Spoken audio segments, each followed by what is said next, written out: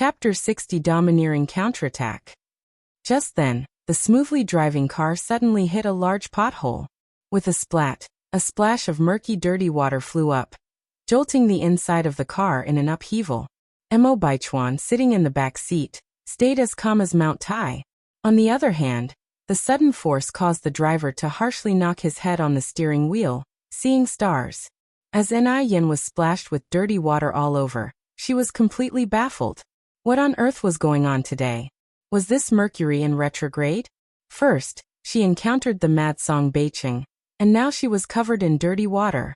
She took a deep breath, telling herself to stay calm. Anger brings premature aging. She shouldn't be hard on herself. At that moment, the driver's door opened, and a young man stepped out from the car. He walked up to Yin, apologized sincerely. "Comrade, are you all right? I'm really sorry, I'm not familiar with the road conditions here. One didn't know there was a pothole here. Are you okay?" Yin was wearing a white buttoned short shirt and black wide-leg trousers that day. Her attire contrasted sharply with the fashionable women on the street. However, she managed to bring a lively vibe to her retro outfit. Since her trousers were black, they didn't seem to be in too bad a condition, but her shirt was a miserable sight with all the dirty water stains on it. Yet, even though she was covered in dirty water, she didn't appear disheveled, but rather uniquely elegant, giving a vibe of a college student from the Republican era. Innocent and lovely. This must be the essence of beauty like jade. Seeing that the driver was truly remorseful, Yin had no intentions to pursue further. She opened her lips to speak. "I'm all right, it's just my clothes are all dirty." Before Yin could finish her sentence, the car window at the back seat gradually came down, interrupting her. "Xiao, haven't you dealt with people like this before? You still don't know how to handle this?" There was a heavy oppressiveness laced within that cold voice. He was angry. The master was angry. Xiao, the driver, felt a shiver run down his spine and quickly bowed to Yin. "I'm really sorry, comrade. Take this money and buy yourself a new outfit. We have to go now because of some urgent business."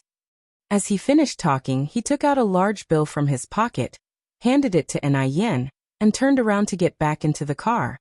Honestly speaking, Xiao had seen plenty of such situations after being with Mo Baichuan for so long.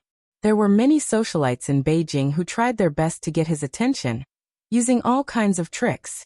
But he felt that Yin was not like them. Her eyes were pure, lacking any hint of slyness. Moreover, Yin certainly wasn't the one intentionally splashing herself with water. Xiao, being a driver, was able to distinguish who the schemer was and who the victim was in this situation. The usually calm and collected third master Mo seemed a bit impulsive today. Yin really wasn't angry initially, but that cold voice from the back seat stirred up her anger. She walked up to car door, yanking it open, retorting, "Excuse me, sir, could you please explain what you mean by people like this?" The man leisurely looked up, and in an instant, Yin's gaze was caught in a pair of deep, icy phoenix eyes.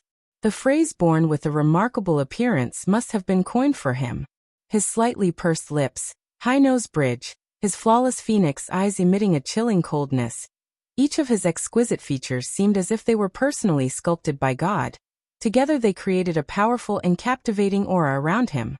Even in the midst of a scorching summer, he could make people shiver from coldness. This was a dangerous man, and also, a familiar man. Yin's pupils contracted slightly, and she quickly recognized him. Wasn't this the mysterious man she encountered in Dam Village last time? What a small world. She really didn't expect to run into him here again today. Though slightly shocked, Yin didn't let any trace of it show on her face. Mo Baichuan's eyes were deep as he watched her, mouth parting slightly. "Do I have to spell out exactly what I mean by that kind of people?" His voice, as always, was cold. In Mo Baichuan's eyes, this accident was anything but coincidental, instead believing it was deliberately plotted by Yin. How could it be that, just like that, water splashed onto her, and specifically on his car? Besides, wasn't Yin, wearing such a pure and simple outfit, too inconsiderate? Could a married woman wear such clothes? Since she was already married, why couldn't she live out her days in peace and humility? Stick to a simple and honest life with someone else? Even if the other party was an old man, it was her choice. Also, Mo Baichuan still didn't understand why Enai Yang stole his watch. Considering all the above, especially the fact that Enai Yang was married, Mo Baichuan didn't think highly of her, and that's why he had spoken out of turn. Moreover, whenever he saw her, he couldn't help but lose some control over himself, even becoming jealous of that old man he had never met. It seemed Enai Yang hadn't recognized him. She raised an eyebrow slightly and said, "Let me guess. You're saying that it's my fault one got soaked because your car splashed water on me? It seems she really saved a scum last time." Rude and unreasonable, filled with arrogance and self-importance, and acting as if no one else existed. She wondered which family's spoiled brat he was. Such a waste of a handsome face. Mo Baichuan looked at her with a usual frigid face. "You made the mistake of taking this path, and should never have provoked me." All Enai Yang wanted to do was burst out laughing in her mind. Was there something wrong with this man? Did his mental hospital forget to lock the gates? Not only did he not apologize for his mistake, but he was behaving like he was a big shot. She provoked him? Interesting. Did he think he was as universally accepted as RMB? Absurd. Enai Yang smirked slightly. "I could say the same to you. You should never have provoked me." With that, Enai Yang reached out and grabbed Mo Baichuan's collar, pulling him hard, and her elbow struck him square in the chest. With a loud thud, Mo Baichuan was yanked off his car. Water splashed everywhere. Mo Baichuan hadn't anticipated Enai Yang would retaliate, and he certainly hadn't expected her to pull him into a waterhole. He simply lay there in disbelief. The driver, Xiao Zhao, was also shocked. He didn't know how to react to this spectacle. The distinguished Mr. Mo was actually knocked over by a young girl. Was he dreaming? Xiao Zhao rubbed his eyes, but the scene before him remained unchanged. Enai Yang looked down at Mo Baichuan in a condescending manner, threw a large wad of cash onto him and commented, "Hey, raise some money for you. Buy yourself new clothes. I must be leaving now." She radiated an aura of power and dominance. With these words, she sauntered off in the distance. As for such narcissistic, arrogant individuals who disregarded everyone else, they should be dealt with by an eye for an eye, making them understand the concept of not doing to others what one would not wish for oneself. Mo Baichuan watched Enai Yang's retreating figure, his deep jet-black eyes filled with an icy coldness. It was only when Enai Yang was out of sight that Xiao Zhao lent a hand to help Mo Baichuan up, his voice shaking as he asked, "Master, are you all right?" Mo Baichuan, with his usual icy expression, slowly got up from the puddle and said softly, "I'm fine." Chapter 61. One want all her information. Although it was only two simple words, they chilled the air like ice, spreading a cold dread. Xiao Zhao carefully helped Mo Baichuan into the back seat, barely daring to breathe, lest he inadvertently upset him again. "Back to the Beau Mansion," Mo Baichuan instructed, his deep voice betraying no emotion. "Yes," Xiao Zhao responded shakily, then cautiously asked, "What about Miss Zhou?"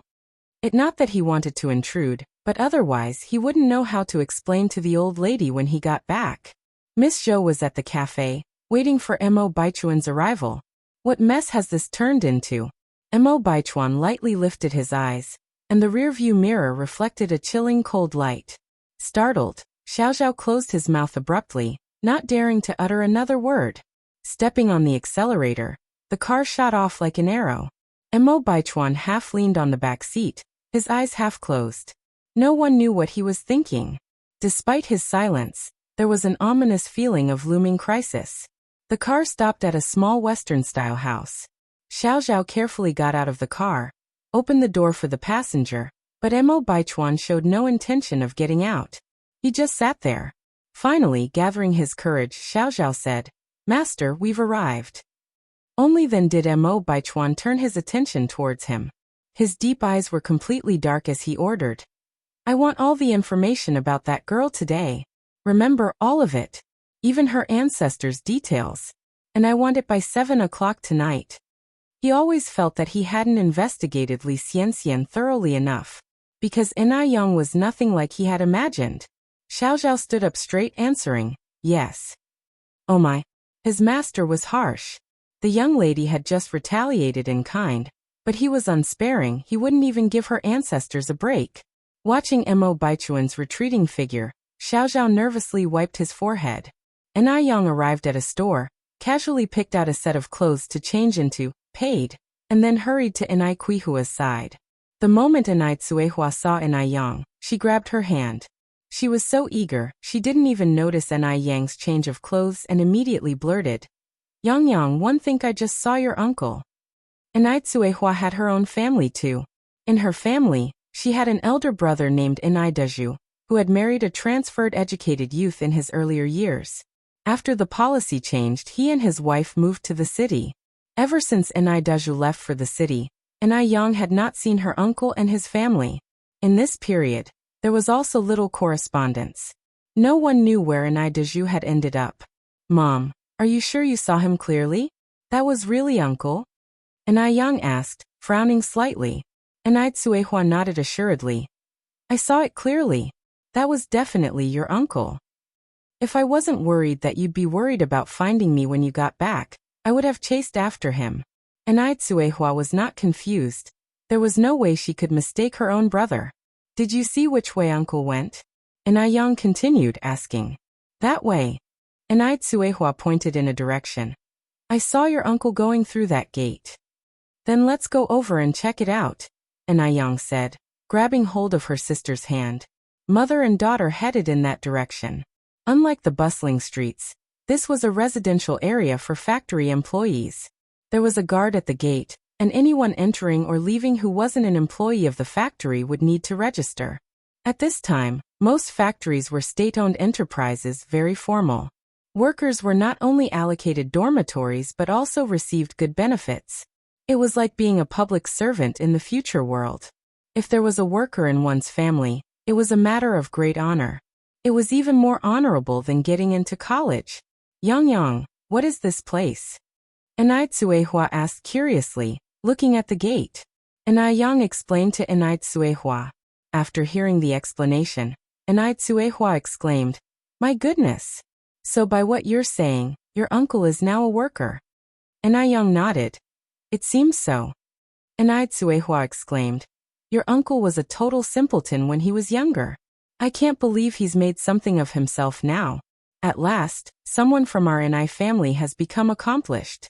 Let's go and find your uncle and aunt. Enai Yang continued, Don't rush in yet, Mom. Let me confirm with the gatekeeper first. Okay. Enai Tsuehua replied hastily. Then you go quickly. Enai Yang approached the gatekeeper. The gatekeeper was very amicable and informed Enai Yang in detail about Enai Daza's situation. Enai Dezhu had become a permanent worker here 3 years ago. He lived here with his wife Lu Wan and their daughter Lu Xiangxiang. Also, the gatekeeper added that Enai Dezhu was usually henpecked, often acting like a timid mouse around his wife. Lu Xiangxiang? Enai Yang scowled slightly. Wasn't her cousin's name Enai Xiangxiang? When did it change to Lu Xiangxiang? Had Enai Dezhu become a kept man? What's the matter, young lady? How are you related to Enai Dezhu? The guard asked, curious. Enai Yang smiled and said, He's my uncle. The guard laughed. What a surprise, Enai Dezhu has such a beautiful niece.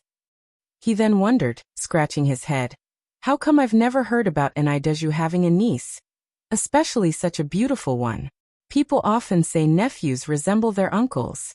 But looking at Enai Yang's delicate features, she bore no resemblance to Enai Daza's rough and plump look. This was strange indeed. Enai Yang offered a small smile and thanked the guard before heading back to Enai Tsuehua. Mom, uncle and aunt indeed live here, but let's go find your uncle and aunt, Enai Tsuehua said, pulling Enai Yang inside before she could finish her sentence. Mom, wait a minute. Why don't we buy some gifts to take them? Enai Yang suggested. Enai Tsuehua was eager to see her brother and stubbornly pulled Enai Yang inside. She dismissed the idea saying, Yang, your uncle and I are siblings. We don't worry about formalities like that. We'll take care of the gifts later. I haven't seen your uncle in so many years. Enai Tsuehua had never thought that she would see Enai Dezhu again in her lifetime. At this moment, all that she could think of was seeing her brother. The gatekeeper called out enthusiastically behind them. Young lady, Enai Dezhu lives in Building 68, Unit 101. Don't get it wrong.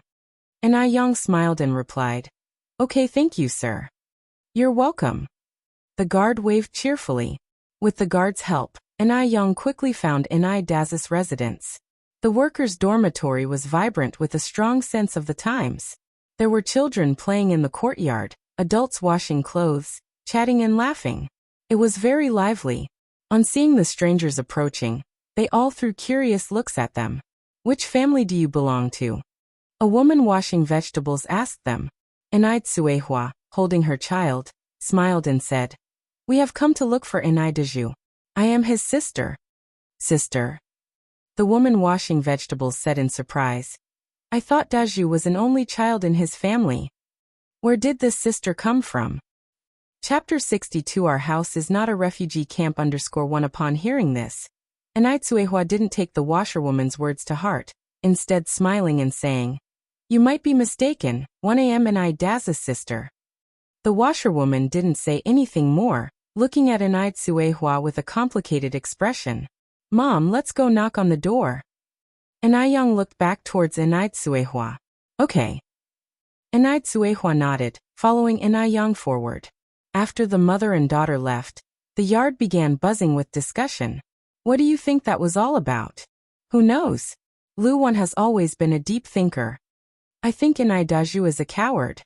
Could he behave so scared of his wife if he wasn't a coward? Followed by a round of quiet laughter. Anai Young led her mother and sister to the door of room 101 and softly knocked on it. The door was quickly opened. Who is it? The one who opened the door was a curious-looking girl of about 18 or 19 years old, peering at Anai Young with a smile on her face. Anai Young gently smiled. "Cousin Xiang, 1 a.m. Anai Young." Upon hearing this, the smile on Lu Xiangxiang's face immediately disappeared. Her gaze passed over Anai Young to focus on Anai Tsuehua behind her. Anai Tsuehua immediately greeted her with a beaming smile. "Xiang, I'm your aunt." Unexpectedly, Lu Xiang not only failed to greet them, but her face suddenly turned cold. She turned around and walked inside impatiently, shouting, "Mom! There are people looking for you." Upon seeing this, the smile on Anai Yang's face slowly faded. It seems, her cousin wasn't particularly welcoming towards them. Anai Tsuehua quickly pulled Anai Yang's hand, whispering, Xiang is young and doesn't understand. Don't mind her, your uncle and aunt will come out in a moment." Anai Yang nodded slightly. After all, they hadn't come all this way just to see this cousin of hers. "Who is it?" Lu Wan, who was cutting vegetables in the kitchen, asked. "Don't know." Lu Xiang sat down on the sofa to watch TV. "Didn't you go and open the door? How can you not know?" Lu Wan wiped her hands and walked out of the kitchen. While eating sunflower seeds, Lu Xiang said, "Why don't you go and see for yourself?" She couldn't be bothered dealing with those poor relatives from the countryside. Lu Wan walked out with a puzzled expression on her face. "Sister-in-law. It's me culling." Seeing Lu Wan coming over, Anai Tsuehua immediately greeted her with a smile. "Aunt." Anai Yang followed behind, politely saying hello. Lu Wan was stunned for a moment, then finally reacted and smirked. "Oh, it's you guys. How did you find this place?" Anai Tsuehua said, "I saw my brother on the street, and then asked around until I found this place." "Oh." Lu Wan nodded, and then continued, "Well, since you're here, come in and sit for a while." Anai Yang could tell that Aunt Lu Wan didn't seem very welcoming either, but Anai Tsuehua seemed oblivious, following Lu Wan into the house while exclaiming, "Sister-in-law, your home is really beautifully decorated. Rural people will always be rural people. Look at her behaving like Lu Laolao visiting the Grandview Garden." Lu Wan glanced at Anai Tsuehua, a hint of disdain flashing in her eyes, casually remarking, "Oh, it's nothing, it's a house allocated by the company. We just casually decorated it." Once they entered the room, Lu Wan looked at Lu Xiang, who was cracking melon seeds, and yelled, "All you do is crack melon seeds. Go quickly and get the sofa cover one washed yesterday. Such a bother." Lu Xiang murmured with dissatisfaction, coldly retreating to get the sofa cover. Lu Wan turned around and looked at Anai Tsuehua and her daughter, smiling. "I've been too busy these days, haven't even had time to cover the sofa with a cover. I'm sorry that you two will have to stand for a while." She covers the sofa when guests come? This Lu Wan is really interesting. Anai Yang slightly raised her eyebrows but didn't say anything. After all, Lu Wan was her elder, and it wouldn't be appropriate for her to say something out of turn. Enai Tsuehua laughed and said, "Not at all tired, just standing here for a while is fine. Don't fuss over me. Coming to my brother's house feels just like being at home." Her own home? Lu Wan scoffed silently in her mind. Enai Tsuehua really didn't consider herself an outsider. This was Lu Wan's house. How was it related to Enai Tsuehua in the slightest? She wondered how they even managed to find this place. Disgusting. Lu Xiangxiang took out the sofa cover and handed it to Lu Wan. "Here." Lu Wan quickly covered the sofa and then looked up at Enai Tsuehua smiling. "Please have a seat." Enai Tsuehua sat down with the child in her arms. No sooner had Enai Tsuehua sat down, Lu Xiangxiang suddenly stood up from the sofa, her eyebrows knitted and her face expressing disgust. "What is this horrible smell? It's unbearable." Lu Wan also covered her nose and hinted in a meaningful tone. "Yes. One can smell it, too. How awful. Please open the windows and let some fresh air in." Enai Tsuehua didn't react immediately. Instead, surprised, she said, "There isn't any smell. I haven't noticed anything." She remembered Lu Wan as a gentle and virtuous woman, so she didn't give it much thought. When Lu Wan was a young educated urbanite, sent to work in a small countryside village, she was indeed gentle and virtuous. But now, she was far from the pitiful Lu Wan of those days, no longer feeling the need to suppress her own temperament to please others. In the words of Feng Shui, fortunes have reversed, and now it's Enai Daz's turn to try to win her over. Lu Wan laughed and said, "The smell is awful, perhaps it's your sense of smell that is off." Enai Yang knew perfectly well what Lu Wan and her mother were up to, but kept silent to let Enai Tsuehua see their true colors, and to prevent her from being deceived in the future. Having gone through so many things, it was about time Enai Tsuehua, as a mother, grew up. "Really?" Enai Tsuehua replied, her eyebrows knitted with doubt. Lu Wan didn't answer directly but instead stood up and said, "Let me pour you a cup of tea." Enai Tsuehua quickly grasped Lu Wan's hand. "I'm not thirsty, sister-in-law. You don't have to trouble yourself." "Oh." Lu Wan withdrew her hand with a shudder, and sat back down on the sofa. Pouring a cup of tea was really just a casual, offhand suggestion. She hadn't actually planned to do it. Lu Wan looked at Enai Tsuehua and asked, "So when did you three arrive in Beijing? Was it just the three of you? Where are the others? Where's Mu Jinbao? Isn't there an elderly lady at your home too? Did she come with you?" Concerning this, Enai Tsuehua sighed helplessly. "I'm divorced from Mu Jinbao, so Yingzi decided to bring us to Beijing." Enai Tsuehua was still speaking when Lu Wan stood up in surprise. "Divorced?" "Yes." Enai Tsuehua nodded. "So you came to Beijing to rely on us because you divorced Mu Jinbao?" Lu Wan was taken aback, staring at Enai Tsuehua in shock. A divorced woman, with 2 children in tow. Was she planning to freeload off their family? Oh God. The mere thought of it made Lu Wan's scalp crawl. She was now regretting letting them in. She should never have let them step into their house. What a predicament. Getting rid of them would not be easy.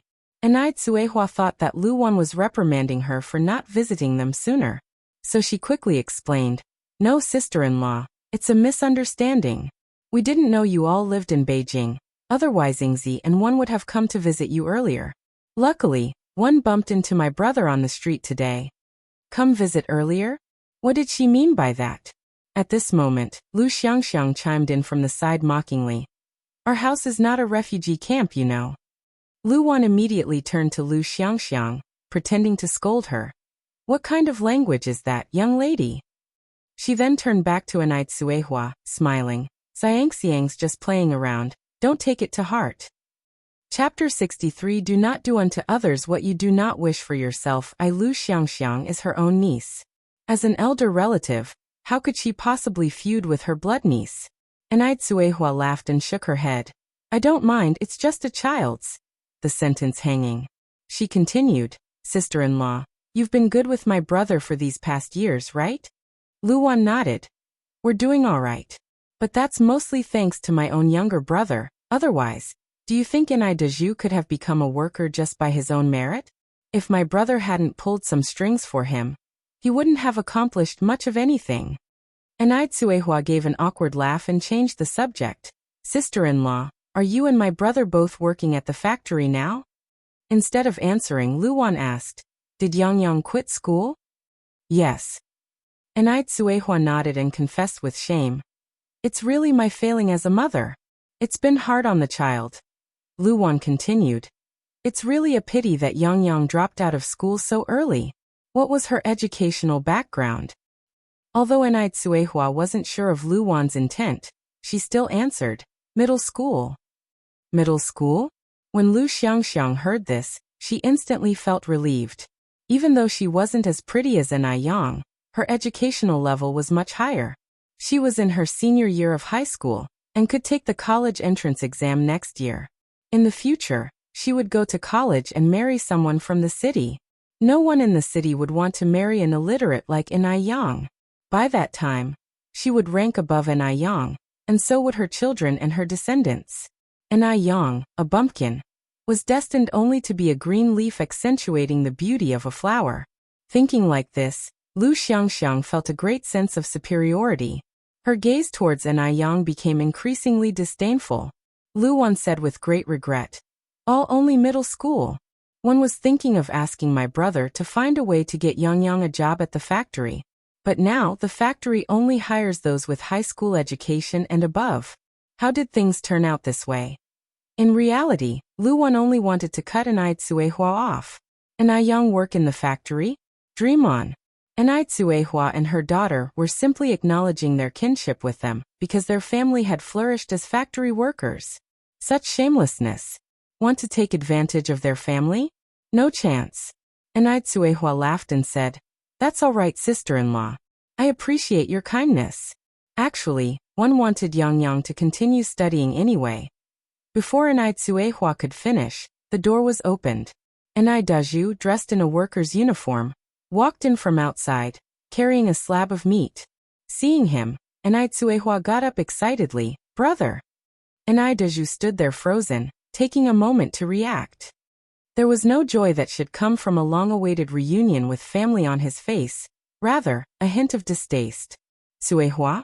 What are you doing here? Seeing Enai Daju's reaction, Enai Yang knew. This uncle was completely hopeless. He was no longer the Enai Daju from Dam Village. Enai Tsuehua didn't think about it too much and quickly pulled Enai Yang closer. Yang, this is your uncle, say hello. Enai Yang obediently said, hello, uncle. Enai Daju frowned deeply. Why did you bring the child with you? Luwan crossed her arms and stood aside, adding a sentence like she was watching a play. Tsuehua divorced Mu Jinbao, so she purposely came to Beijing to seek refuge with you. Hearing this, Enai Daju's face changed instantly. What? Divorced? How could you get divorced? Why did you get divorced? What shameless thing have you done? Mu Jinbao wants to divorce you? How did the Mu family end up with someone like you? At these words, Enai Yang frowned slightly, simply observing Enai Daju.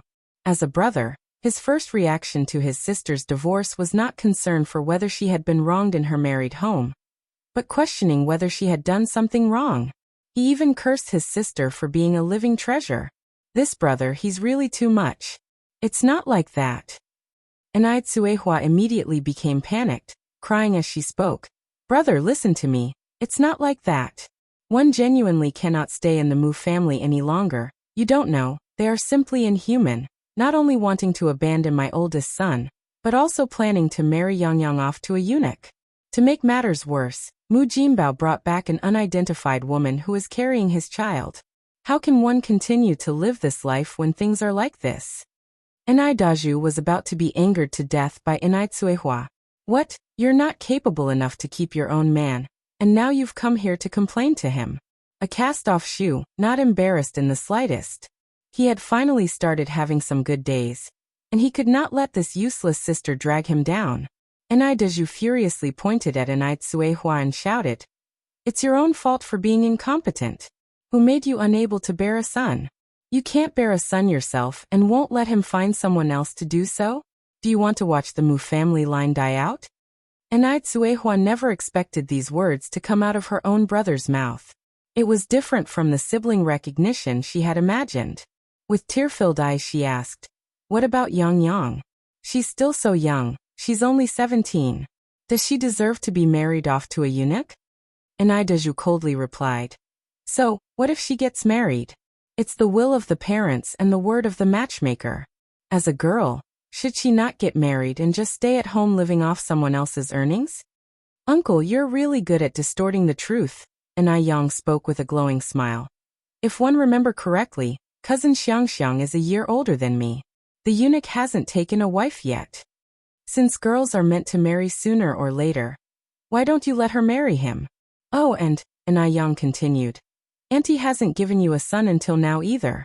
Are you planning to find another woman to bear you a son? Or have you already found one? As she said this, Enai turned her gaze towards Luwan. Enai words cut deep. Luwan was glaring fiercely at Enaideju, grinding her teeth. She seemed to want to eat Enaideju alive. No wonder she felt Enaideju had been acting strange recently. It turns out he wanted a son. He was harboring secrets. The audacity of Enaideju. Wait and see how she dealt with him behind closed doors later. On the other hand, Enaideju was so angry that his face turned white. It had never occurred to him that Enai would say such things. This disobedient niece, what audacity! She even dared to contradict her own uncle. But it was impossible for him to refute any part of her statement. Insolent! Insolent! One will beat you to death, you disrespectful wretch. Enaideju directly raised his right hand, aiming a slap at Enai face. He was Yang's uncle. Even if he really beat her to death, no one could do anything to him. This scene scared Lu Xiangxiang into covering her mouth, but her eyes gleamed with a schadenfreude. Hit her. I hope he beats this country bumpkin until she becomes disfigured. Whenever she saw Enai beautiful face, she felt nauseous. How could such a beautiful face be born on Enai? Life is truly unfair. Whether in terms of background or level of education, she was 100 times better than Enai. Why was she not even half as beautiful as Enai? Enai looked at the hand coming towards her with a calm expression on her face. She gently raised her hand, grabbed Enaideju's wrist and laughed. Can't handle it? Didn't you ever hear the saying, what you don't wish upon yourself, do not do unto others? You can't even handle this, so what gives you the right to force it onto me and my mother? You really are a great brother, a great uncle. Chapter 64. You won't be able to climb high someday. _1 Suddenly, the room was quiet. So quiet that only breathing could be heard. All eyes in the room fell on Enai. No one expected that Enai would easily grab Enaideju's hand, let alone that the country girl would say such words. She was as composed as if she were not a teenager, let alone a recent arrival from the countryside. Let go of me. Daju struggled, but Yang's hand seemed to be an unwavering clamp around his wrist. If he hadn't experienced it himself, Enaideju wouldn't believe that he was less strong than this little girl. Let go of your uncle, you child, Suehua quickly said as she held her child and walked over to Yang. Enai gave Suehua a look, then released his hand. Enaideju glared at the both of them, pointing to the door and yelled, Look at the fine daughter you've raised. No wonder the Mu family refused to accept you. Get out of my sight. One don't know you. Hearing this, Suehua panicked and quickly pulled on Yang's arm. Yang quickly apologized to your uncle. Say sorry. Then she turned to Deju saying, Brother, she didn't do it on purpose, she's still young, don't mind her. Suehua appeared extremely humble. Her parents were deceased, and all that was left for her was this brother, Deju. As the saying goes, the eldest brother is as one's father. Whatever Deju said, whatever he did, it was for her own good. After all, no brother would harm his own sister. Lu Xiangxiang held Luwan's arm, her gaze filled with disdain whispered, Mom, look at her groveling. Do you think she really intends to stay in our house? Suehua has no shame.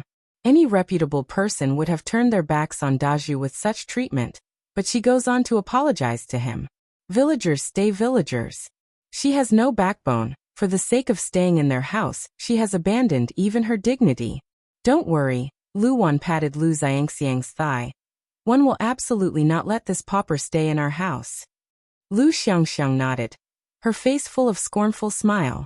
Yang, hurry up and apologize to your uncle. Seeing Yang says nothing, Suehua looks like she's about to cry. And Young looked down at Suehua. Mom, can't you see? They don't even want to acknowledge you as a sister, let alone welcome us.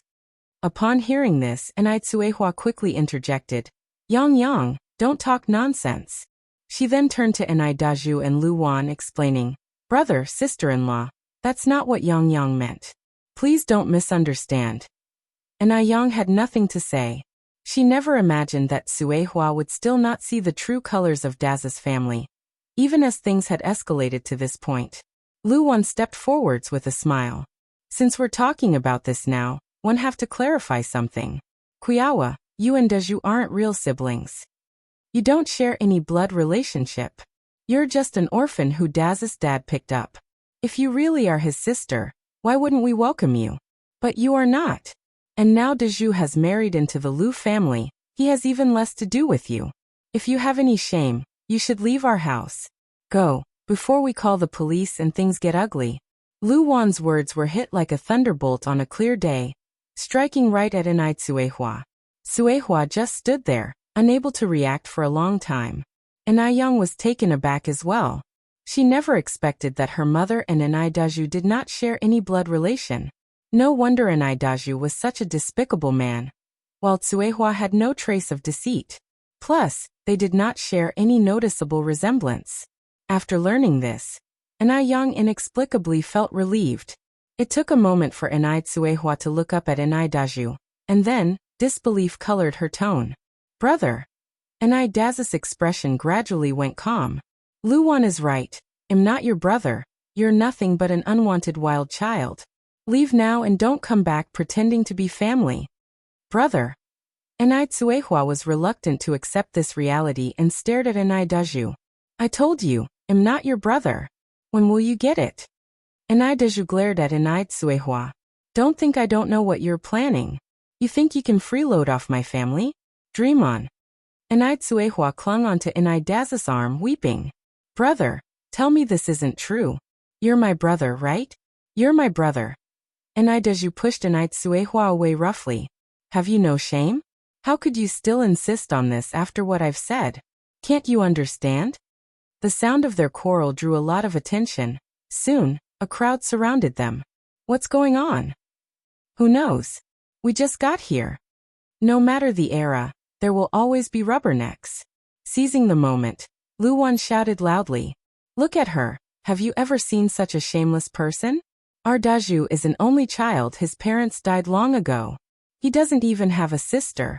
This woman is trying to exploit Daju because they grew up in the same village. Now that Daju has a job and is making money, she's claiming to be his relative. We can't even get her to leave. Yeah, I thought it was strange too. Daju is an only child, yet this woman insists she is his sister. So she's a con artist. I was thinking about it too. She doesn't look like Daju at all. My God, how can there be such a shameless person in the world? Listening to the murmurs around her, Young looked at Daju and Lu Wan. Her red lips parted slightly as she said word by word. Remember this, you look down on me now, but one day you won't be able to reach me. Although her tone was calm, it was imbued with an inexplicable power that resonated deeply. The crowd looked at each other, their eyes reflecting shock. Though she was just a young girl, she gave off an inexplicable pressure. With that, Young held her little sister in one hand and pulled Suehua with the other. Mom, let's go. Suehua followed behind Young, dazed and lost. Lu Wan laughed at Yang's retreating figure, sneering. A country bumpkin talking big. Aren't you afraid of spraining your waist? If you're really that capable, why did you have to beg us today? You're embarrassing yourself.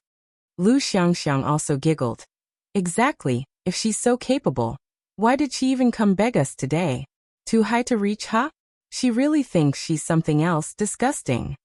What would a country bumpkin like Young be capable of? Maybe she'd only end up cleaning streets in the city. Maybe she would not even qualify for that. The lower class will always be the lower class. Young led Suehua and her little sister out of the workers' compound. All the way, Suehua seemed to have lost her soul, Daz's icy words echoing in her ears. She was 36 and had just heard about her past from her brother's mouth. For a moment, it was hard to digest this information. Was she really adopted? Where are her biological parents now? Chapter 65 Take action to teach a lesson. Inai Tsuehua was curious about who her real parents were.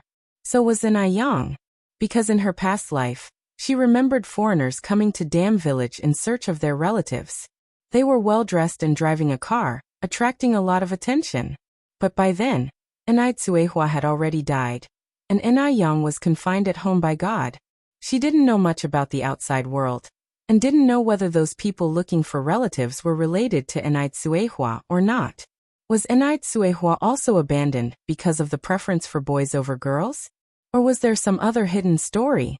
Inai Yang frowned slightly. The mother and daughter walked together. When they passed by the guard, he warmly asked, "How come you came out so quickly? Did you find Inai Daju?"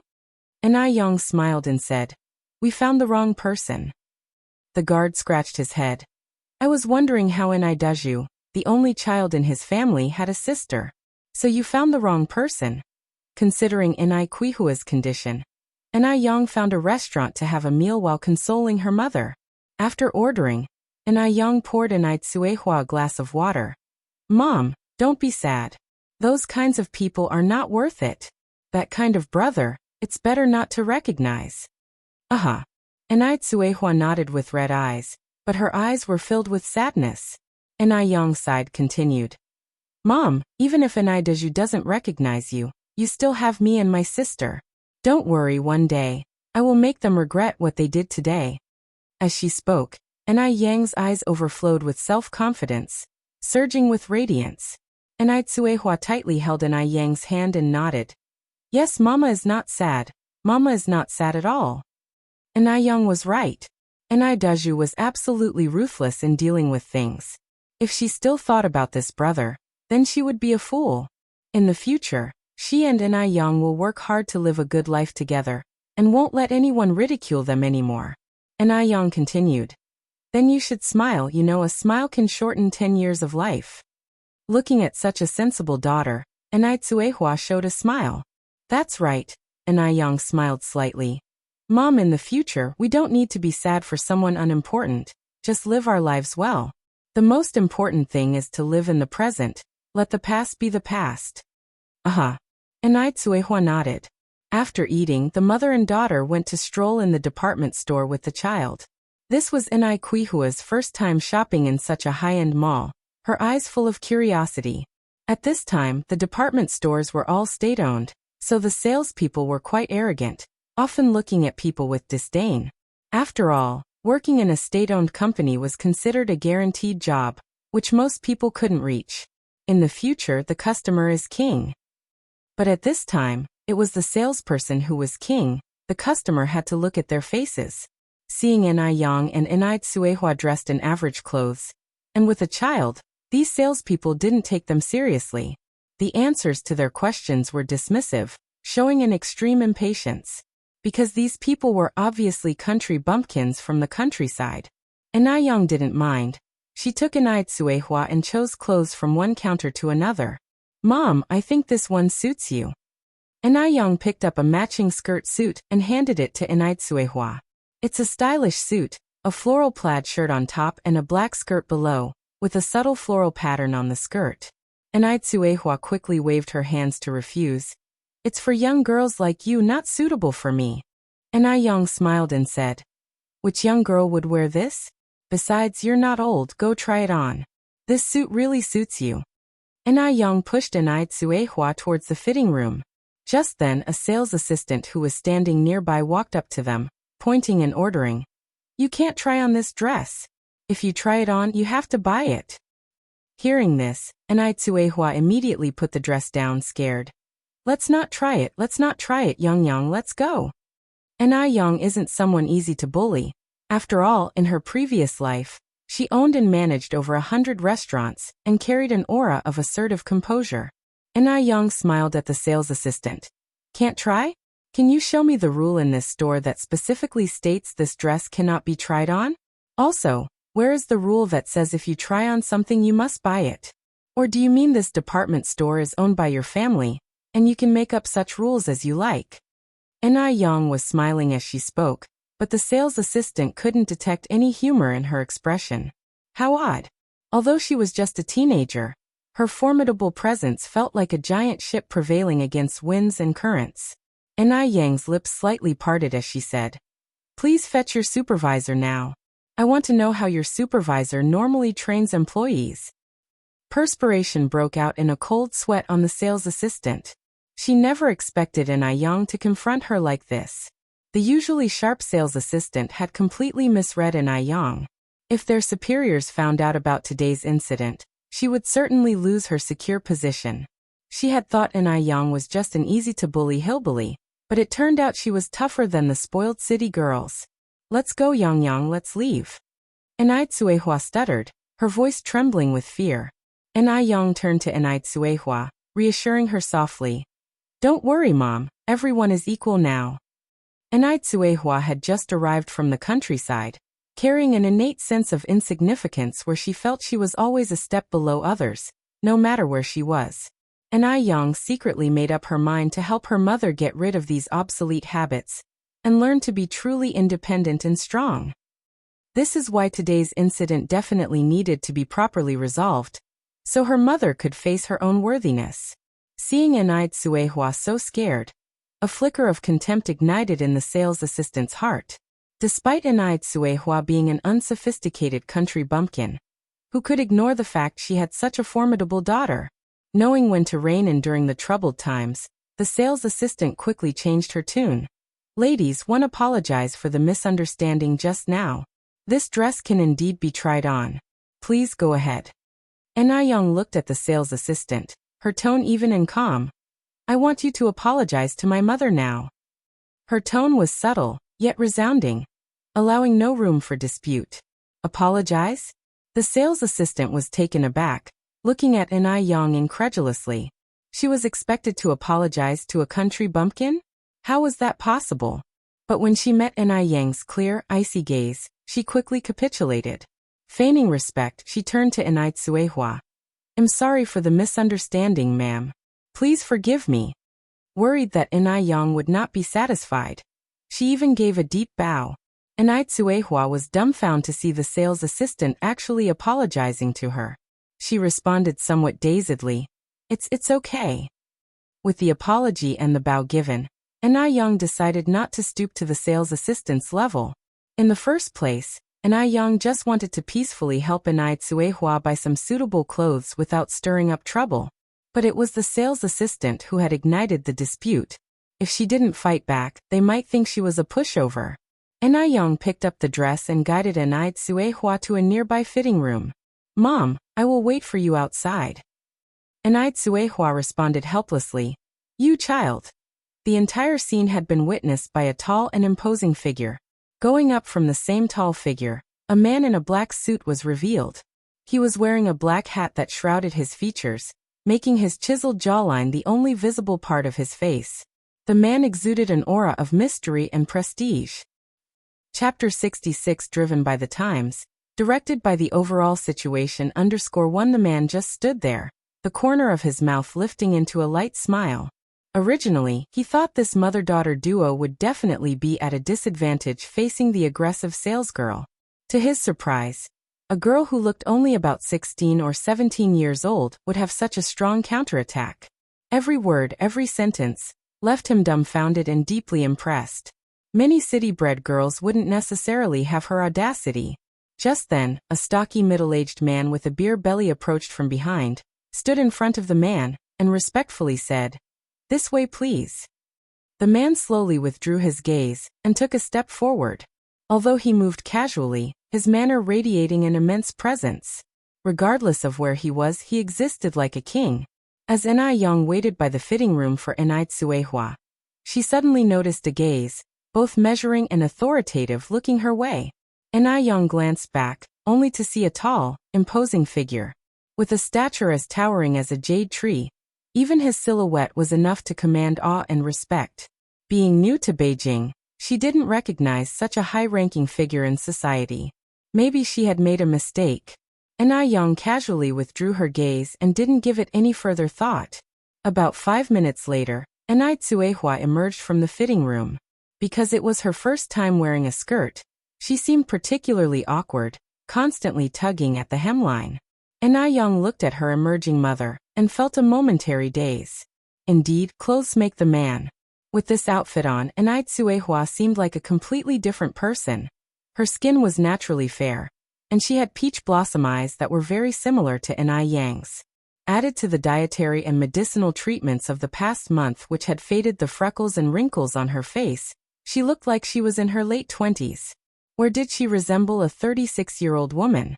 Seeing Yang's stunned expression, Tsuehua nervously said, Yang, is it really ugly? I'll take it off right away.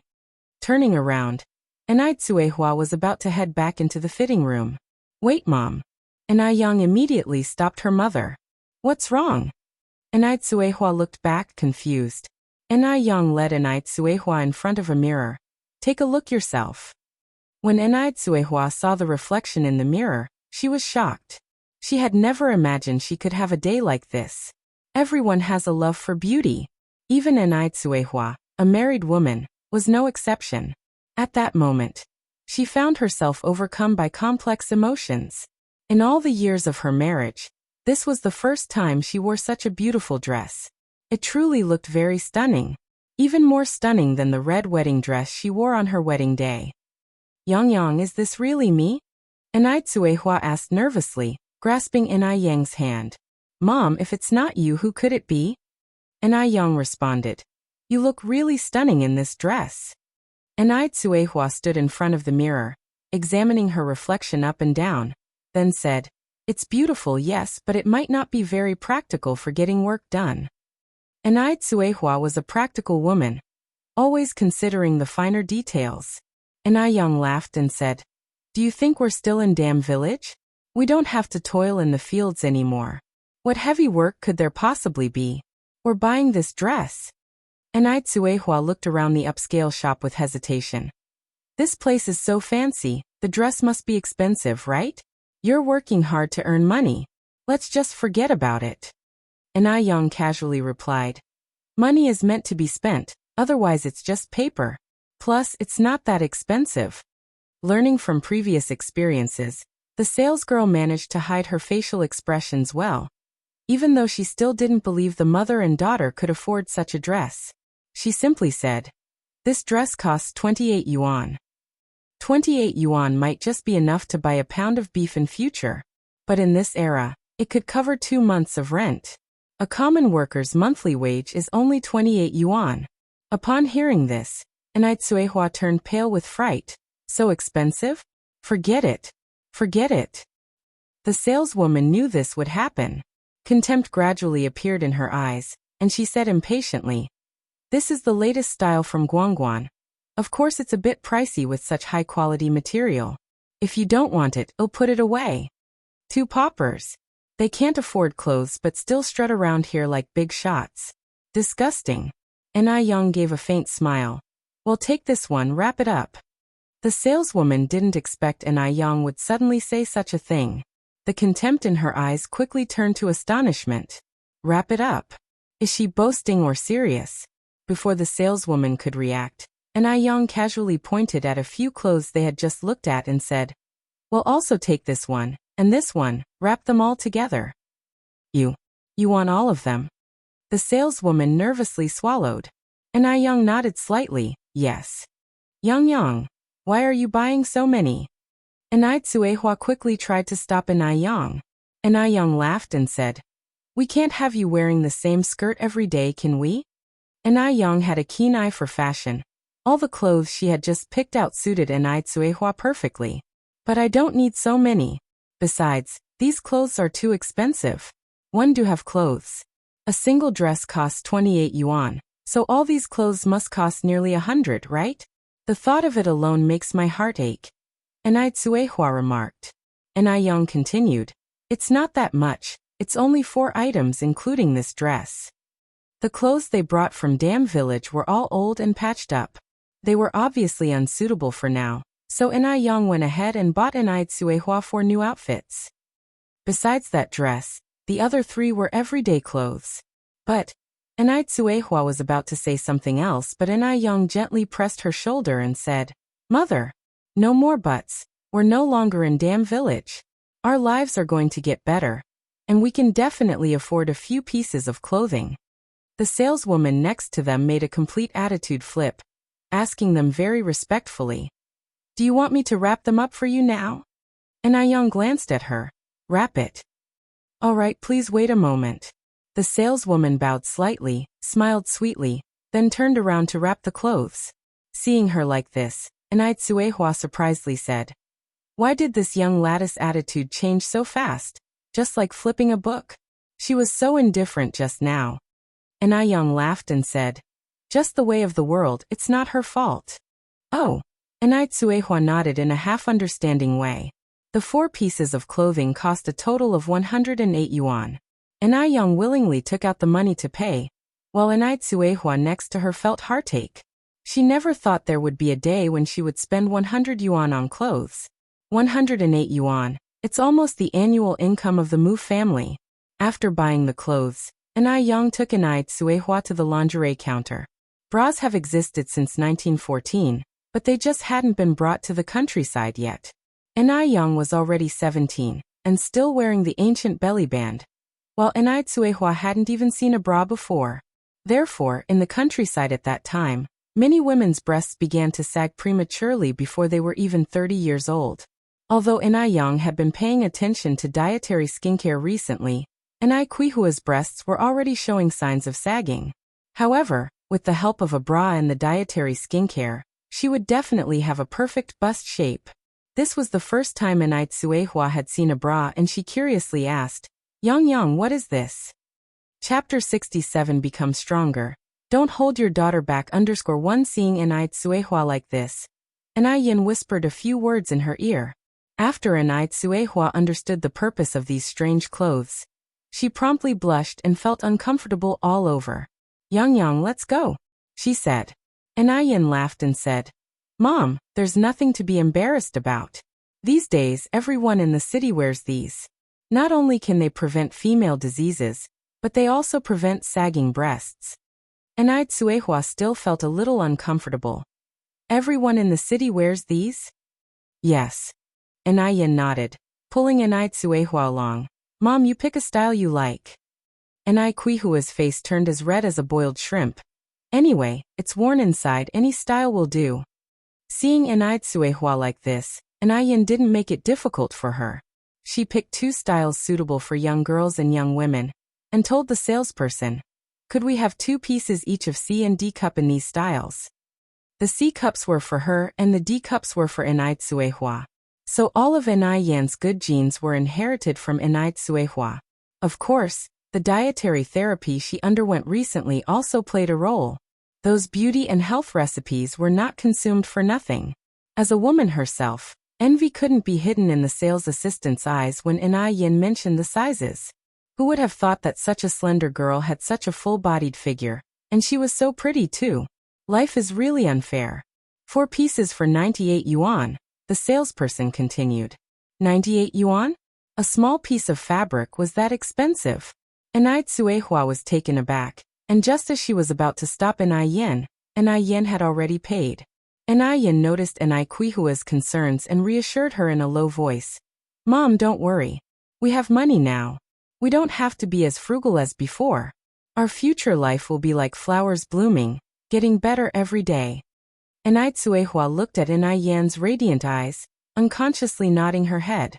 After buying the underwear, Anai Yin also bought Anai Yin several sets of clothes, and finally shoes. Head to toe, inside and out, everything was renewed.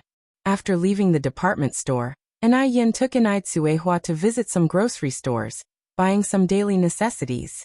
In the past, Anai Tsuehua always stayed in the countryside, with little exposure to the world and a narrow worldview. Looking at the bustling and prosperous streets of Beijing, Anai Tsuehua realized how insignificant she had been.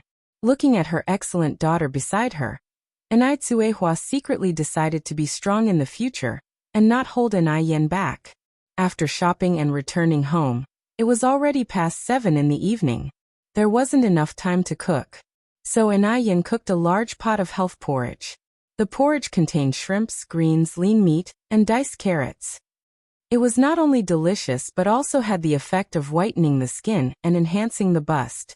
While the porridge simmered in the casserole, Yen made several potato pancakes. After brushing a layer of chili oil on the potato pancake and sprinkling it with sesame and chopped peanuts, the taste of the spicy and fresh pancake paired with the delicious health porridge was simply divine. 3 women effortlessly finished a pot of porridge and more than 10 potato pancakes. The time since Tsuehua and her daughter moved here had probably been the happiest for Chingwe since she lost her husband. In the past, every time she returned from work, she would find cold pots and stoves. So, she didn't want to leave work and didn't want to go home. Now the thing she looked forward to the most was getting off work every day.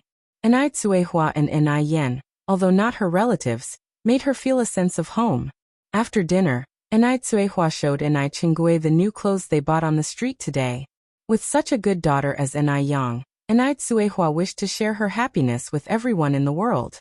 Chingwe said with a smile, "These clothes are really beautiful. Not only is your daughter Yang a good cook, she also has a great taste in clothes." Tsuehua reproached, "All she knows is to spend money." Chingwe patted Quihua's back. "With such a sensible daughter, all you have to do is hide under the covers and smile." Hearing this, Tsuehua squinted her eyes in amusement. Yes, in her lifetime, having Yang as her daughter was indeed a blessing. If it weren't for Yang, she would still be struggling in Dam Village. The next day, Yang was back at her stall selling noodles as usual. Unlike other days, there wasn't a long queue in front of the stall today. Only a few scattered people, including Li Gongqing, were standing there. "Xiaoni, you're here." Upon seeing Yang coming, Li Gongqing greeted her with a smile. "Good morning, Mr. Li." Yang bowed slightly. "Good morning," Li Gongqing continued. "Oh, by the way, Xiaoni, there's something I want to discuss with you." Yang said while tending to the stove, "Please say, Mr. Li." After yesterday's incident, Li Gongqing had completely dispelled his immature thoughts about Yang. He deeply understood that this young girl was not an average person, and not someone a small-timer like him could trifle with. Li Gongqing was mentally preparing how to tactfully explain his intention to Yang. "Well, our family's elderly lady really enjoys your noodles, but as the elderly need a more balanced diet, could you bring some appropriate food for her every morning?" After saying this, Li Gongqing continued, "We can negotiate the price, as long as she likes it." Yang thought for a moment then said, "Okay, I'll give it a try. It's too late for today, come earlier tomorrow to collect it." Li Gongqing was surprised that Yang agreed so quickly. "Doesn't that mean, Xiaoni, you agree? It was just yesterday that she refused to be a cook even when Mr. Song offered her a high salary. Why did she agree so quickly today?" Li Gongqing thought that Yang was going to negotiate some conditions with him. Yang nodded. "Well, I'll give it a try, but I'm not sure if your elderly lady will like what I make. It's absurd to refuse a chance to make money. After all, making a dish isn't that difficult. Moreover, it's different from a regular 9-to-5 job." "Sounds good." Li Gongqing handed Yang a large union. "Hey, raise the deposit." "So it's settled then, Xiaoni. I'll come and collect it tomorrow morning. If the elderly lady likes it, Mr. Song said he'll pay you 100 yuan each month. The main point is to let the elderly lady eat well." "Fine." Yang nodded slightly. Li Gongqing continued, "Now can you make 3 bowls of noodles as usual?" After saying this, Li Gongqing suddenly realized something was strange and asked, "Did I come too early? Why isn't anyone queuing today?" Yang was also puzzled. Just then, a middle-aged woman who came for noodles arrived. "Boss, make me a bowl of noodles." "Okay." Yang replied. After Yang responded, the middle-aged woman said, "Boss, can the noodles be cheaper? The pickle fish noodles over there are only 2.5 yuan a bowl, while yours are 3 yuan. Chapter 68. Is she playing hard to get? _1 Yang had known all along that after her sour fish noodle soup became popular, imitators would appear. However, she didn't expect them to turn up so quickly. She was watching the middle-aged woman trying to haggle. With a smile, Yang said, "I'm sorry, comrade, this is a small business. I can't lower the price any further." The imitators' pickled fish noodles had just come out, and it was also 5 cents cheaper per bowl. Naturally, everyone would choose the newcomer, seeking novelty and cheaper prices. The appearance of the imitator had its pros and cons for Yang. The advantage was that the quality difference would be highlighted only in comparison. Yang was now using a secret recipe for the pickles and the chili. The imitator could never replicate the exact same taste. Yang was still full of confidence in her own skills. The disadvantage was that they had taken over most of her business this morning. Hearing this, the middle-aged woman found a place to sit down and continued. If the queue wasn't so long over there, I would have eaten there. Make me a bowl first. Yang smiled and said, All right, please wait a moment. Li Gongcheng was looking at Yang, thinking that this girl was getting more and more interesting. Even when her business was being taken away, she was still so calm and collected. Wasn't she worried at all? Though she was just a teenager, she was doing work that many adults couldn't handle. Yang served up the boiled noodles. At this time, a few more customers came to eat noodles. Little boss, 3 bowls of noodles. Please add extra chili and cilantro, no vinegar. All right, please wait a moment. Yang replied with a smile. Although there weren't as many customers lined up as before, the 5 small tables were never left empty. The customers kept coming and going. After all, quality was something that couldn't be overlooked, and Yang still had many loyal old customers. Yang was constantly busy in front of her stall. She was wearing a light blue shirt on the top and black wide-legged pants on the bottom. Although her clothes looked rustic, she was elegantly radiating a classical beauty. Light blue is a very picky color, and it won't look good on people with slightly dark skin. Worn poorly, it could even create a reverse effect. Usually, colors complement people, but in Yang's case, it was the person who complemented the color. The light blue seemed to be born specifically for her, making her already fair skin even more nearly translucent. The rising steam blurred her face, rendering her jade-like features vague and elusive, which added to her mysterious beauty, as though she were in a fairyland. A black car was parked not far away, and the man sitting in the car had thin lips tightly pressed, silently watching the scene. He was holding a file in his hand, and his cold face was almost expressionless. After a while, he lightly opened his thin lips and spoke in a low voice. How long has she been setting up a stall here? It's been over a month. The driver Xiao Zhao respectfully answered. Over a month? Mo Baichuan slightly narrowed his eyes and continued asking. Has she been setting up a stall and selling noodles for this whole month? The driver Xiao Zhao nodded. Yes. After he spoke, he added. According to my investigation, business seems to be quite good. People are lining up every morning. Just don't know what happened this morning. Saying this, Xiao Zhao strangely scratched his head. Listening to this, Mo Baichuan didn't say anything. He furrowed his brows tightly, his eyes pitch black, deep as the sea. He prided himself on being adept at reading people, but he just couldn't figure out this Yang. According to the investigation, Yang was never married. Instead, she escaped from Dam Village with her wit and arrived at Beijing. So did she choose Beijing because of him? From the first time they met, to the second time, and then the third time, was it all part of her plan? The fact that she could make herself comfortable in Beijing implied that she was certainly not an ordinary person. Mo Baichuan's gaze deepened. By the way, Master, I also found out that Master Song seems quite interested in her too, Xiao Zhao added. Speak. Mo Baichuan pulled a pack of cigarettes from his pocket. After lighting one up and holding it at the corner of his mouth, the thin lips lightly clasping the cigarette, his exhale and inhale was inexplicably sexy. What on earth made Song Beiqing interested in her? The little girl was young, but she was quite capable. Mo Baichuan slowly exhaled a beautiful smoke ring. Xiao Zhao carefully chose his words, then continued.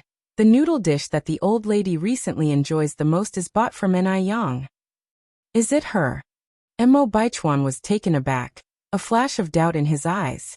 Xiao Zhao nodded. Moreover, Master Song tried everything he could to employ Yang at a high salary, but he didn't succeed. I heard from Xiaoli that he even raised the monthly salary to over 50,000. He even let Yang name a price, but none of these moved her. This is interesting.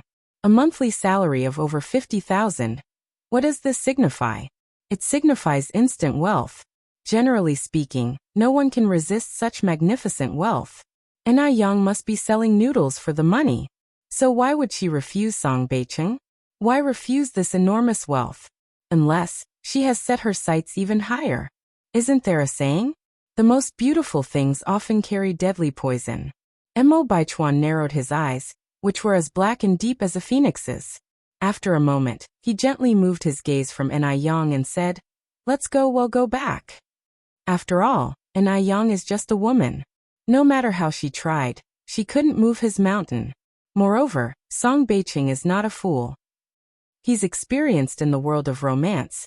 If Na Yang targeted him, she would only end up empty-handed, losing both her body and heart. However, Mo Baichuan was looking forward to seeing what Na Yang would do next. For now he just needs to wait and watch. When the time is right, he will personally strip away her beautiful facade. The car sped fast, raising a cloud of dust. Mo family. 2 elderly women with white hair were sitting in Mo Hudi's room. One was the old lady Mo. The other one was old lady Mo's old friend, old lady Zheng from the Zheng family. The 2 elderly women looked at Mo Hudi lying in bed. Their eyes filled with heartache and sadness. Poor Mo Hudi, such a small child, suffered from illness every day. And she had already become a bag of bones. Old lady Zheng asked in a low voice, "Erwin, you mentioned earlier that there's a famous doctor in Jiangnan who might be able to cure Xiaodai's illness. How's it going? Has the doctor come to see her?" Hearing this, old lady Mo sighed. The famous doctor is too arrogant, refusing to treat anyone from the Mo or Yang families. I've already asked a friend to help. We should have news soon. The friend that Lady Mo mentioned was Li Xianxian. Li Xianxian also promised her that she would definitely convince the divine doctor from Jiangnan. Now all of old lady Mo's hope was on this rumored divine doctor. Hearing this, old lady Zheng nodded. At that moment, Mo Hudi slowly woke up on the bed. The first thing she said after opening her eyes was, "Grandma, did Guobao come to see me these days?" Chapter 69 Filial Piety. The daughter who was lost for 33 years because of her long-term illness. Mo Hudi only had one good friend, young Guobao. Furthermore, no parent would wish for their child to hang around with a sickly kid. What if their child caught whatever she had? Previously, Yang Guobao would come to see her every few days. But now, if her memory served her, Yang Guobao hadn't come to see her in more than a month.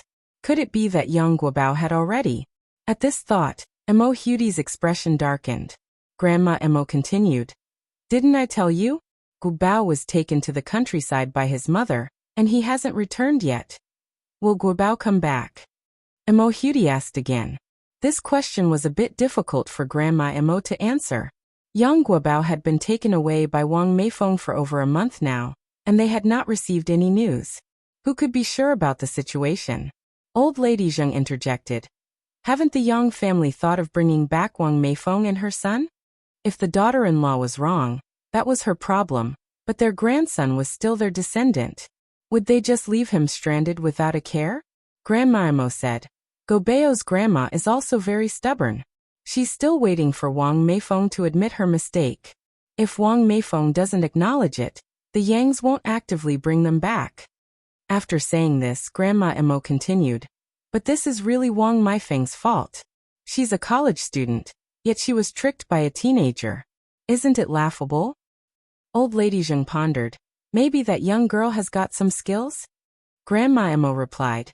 Old sister, we've lived for so many years. Have you seen a teenage divine doctor? Especially a female one? No need to mention several. Even one, she had not seen. Moreover, all the historical divine doctors in China were men. When did a little girl become one? Old lady Zheng laughed. You're right. The two old sisters chatted casually for a while. Mo Hudi lay in her bed listening. After a while, she fell asleep. Old lady Zheng held Mo Hudi's hand, her expression difficult to decipher. After a half a while, she muttered. If one hadn't lost Tingting back then, perhaps her child would be as old as Xiaodai by now. It's all my fault. I'm useless. Her voice was filled with sadness and regret. Just then, a figure rushed past the door. The figure didn't go far but hid in a corner, listening to the conversation inside. Hearing this, Grandma Mo sighed comforting. Aching, it's not your fault about what happened back then. Don't be too hard on yourself. Now you have Lingling, don't you? Lingling is sensible and filial. And she gave you an outstanding granddaughter. It's as if they were your own. Old Lady Zheng croaked. But Tingting is my daughter, who I carried for 9 months and gave birth to. She was only 3 when she went missing. If she's still alive, she'd be 36 this year. If one weren't so useless as a mother, she could have enjoyed a happy life. But now, I don't even know whether she's alive. Even though old Lady Zheng had adopted a girl who had children of her own, she couldn't help but miss her biological daughter. After all, she was her own child she carried for 9 months. How could she just forget? Don't worry, Aching. Grandma Emo patted old Lady Zheng's hand, comforting. Tingting was a blessed child. She must be living well now. Maybe it won't be long before you can reunite. Mrs. Zheng was choked up with emotion, her voice barely a whisper. 33 years had passed, and she had never stopped searching for her daughter, but there had been no sign of her to this day. In her heart, Mrs. Zheng had a feeling about what might have happened, but she was unwilling to accept the reality. Mrs. Emo watched Mrs. Zheng, who was drowning in sorrow, without knowing how to comfort her. Only someone who has lost a daughter can truly understand this pain. At this moment, they heard slight footsteps at the door. Then came a knock. Mrs. Zheng quickly wiped the tears from her face. "Come in," said Mrs. Emo. A girl of about 17-18 walked in with a tray. Grandma Emo." Mrs. Emo looked up, her face brightening. "Xianjing has come." "Xianjing." Seeing Zheng Xianjing, a smile crept onto Mrs. Zheng's face.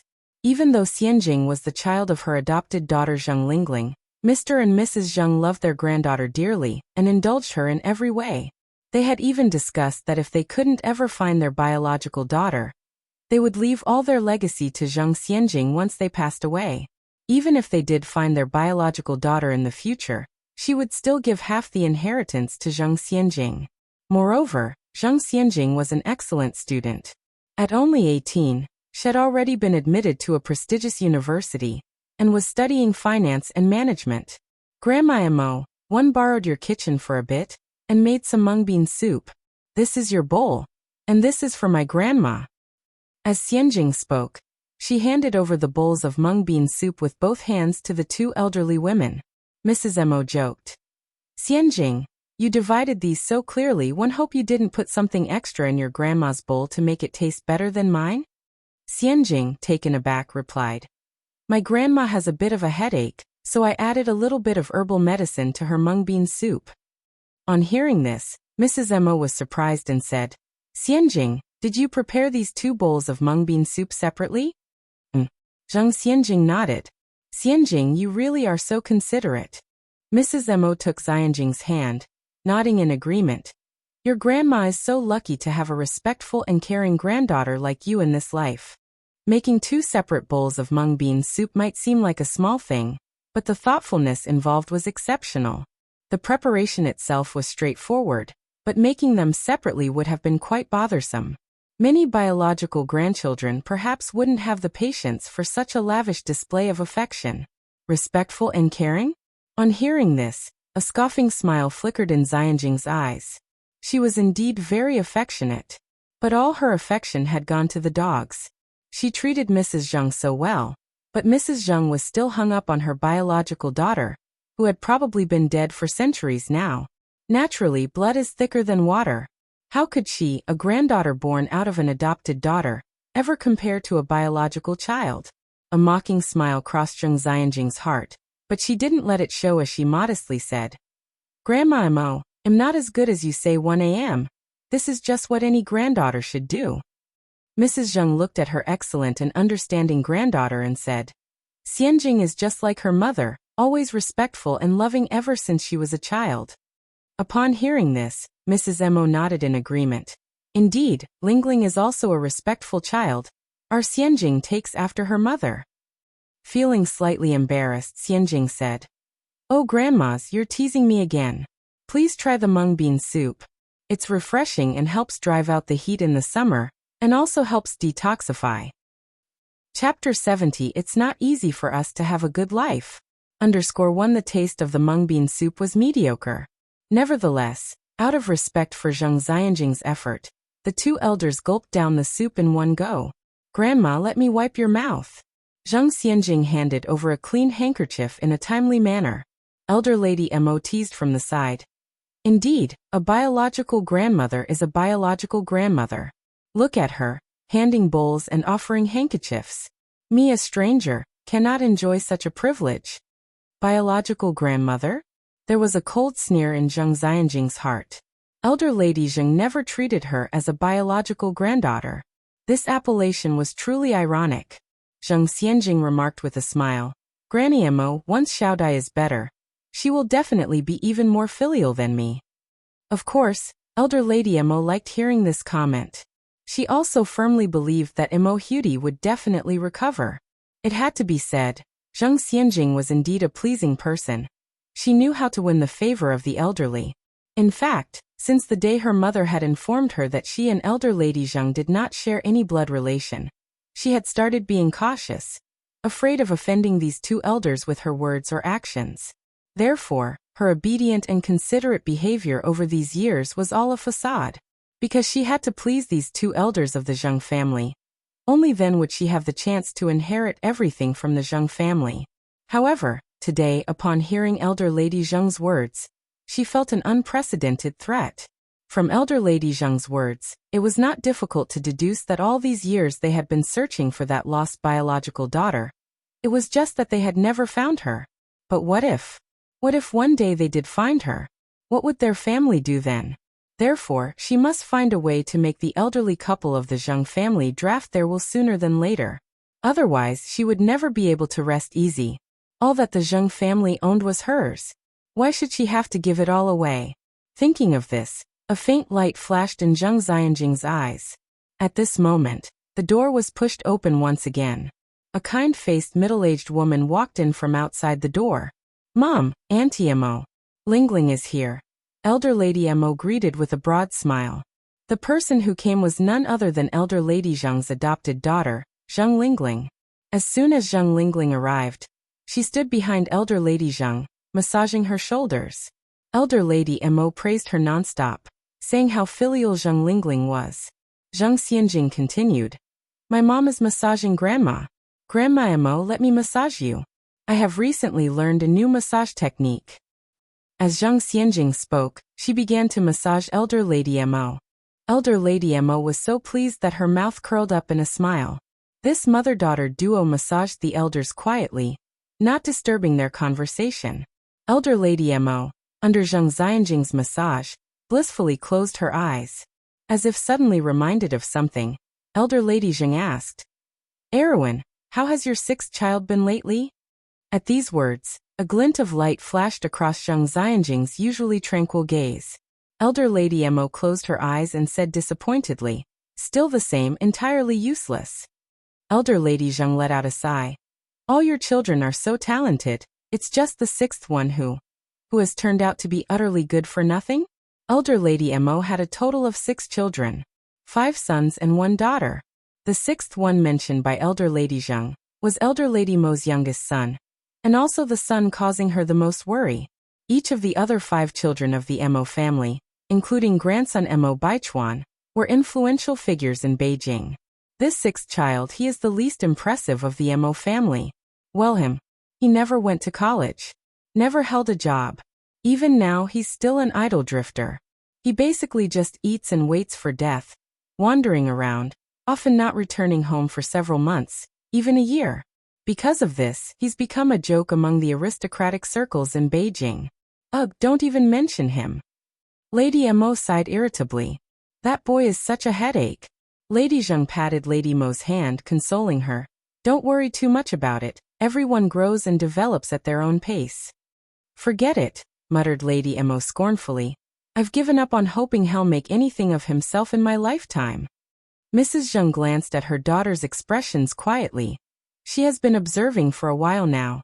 Each time they mention this disrespectful sixth child of the Mo family, her daughter, Zhang Xianjing, seems a bit off. Although this good-for-nothing sixth child of Mo family doesn't possess much talent, he is indeed blessed with good looks. It couldn't be her daughter has taken a liking to the worthless sixth of Mo family? Zheng Lingling faintly felt worried.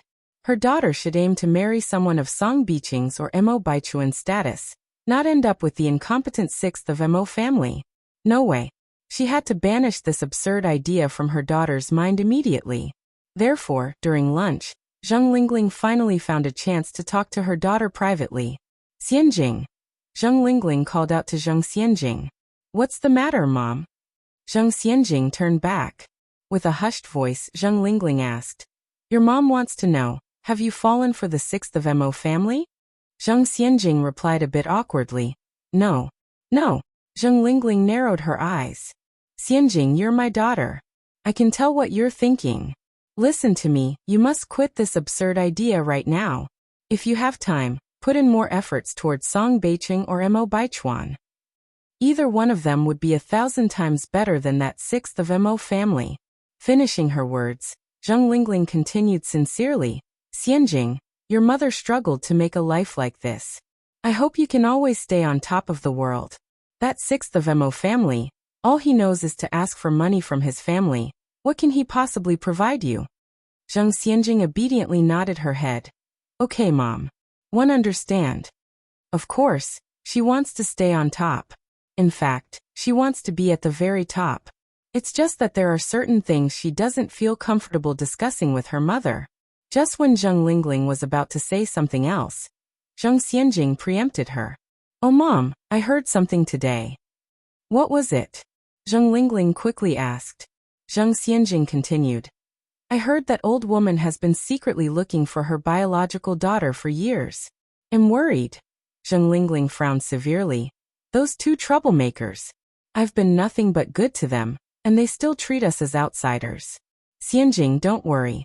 As long as your mom's here, one won't let anyone take anything that belongs to us. With her mother's very promise, Zheng Xianjing felt relieved. Over on Yurdist Road's morning market. Probably because the market was not bustling today, and Aiyang only managed to sell all of her 500 bowls of noodles around noon. After cleaning up her stall, she rode her bicycle to the vegetable market. On the way, she conveniently passed by the newly opened sour fish stall. It was approaching lunchtime. Not only was the place filled with noodle eaters, but there was also a long queue forming. But what surprised her more was the owner of this stall. The person wasn't someone else. It was Zhu Yonghong's mother, Sun Chuanxiang, who was arrested a month ago. With Zhu Yonghong still in jail, Sun Chuanxiang had a middle-aged man helping her who bore a look similar to Zhu Yonghong. She assumed that this man was Zhu Yonghong's father. What an interesting family.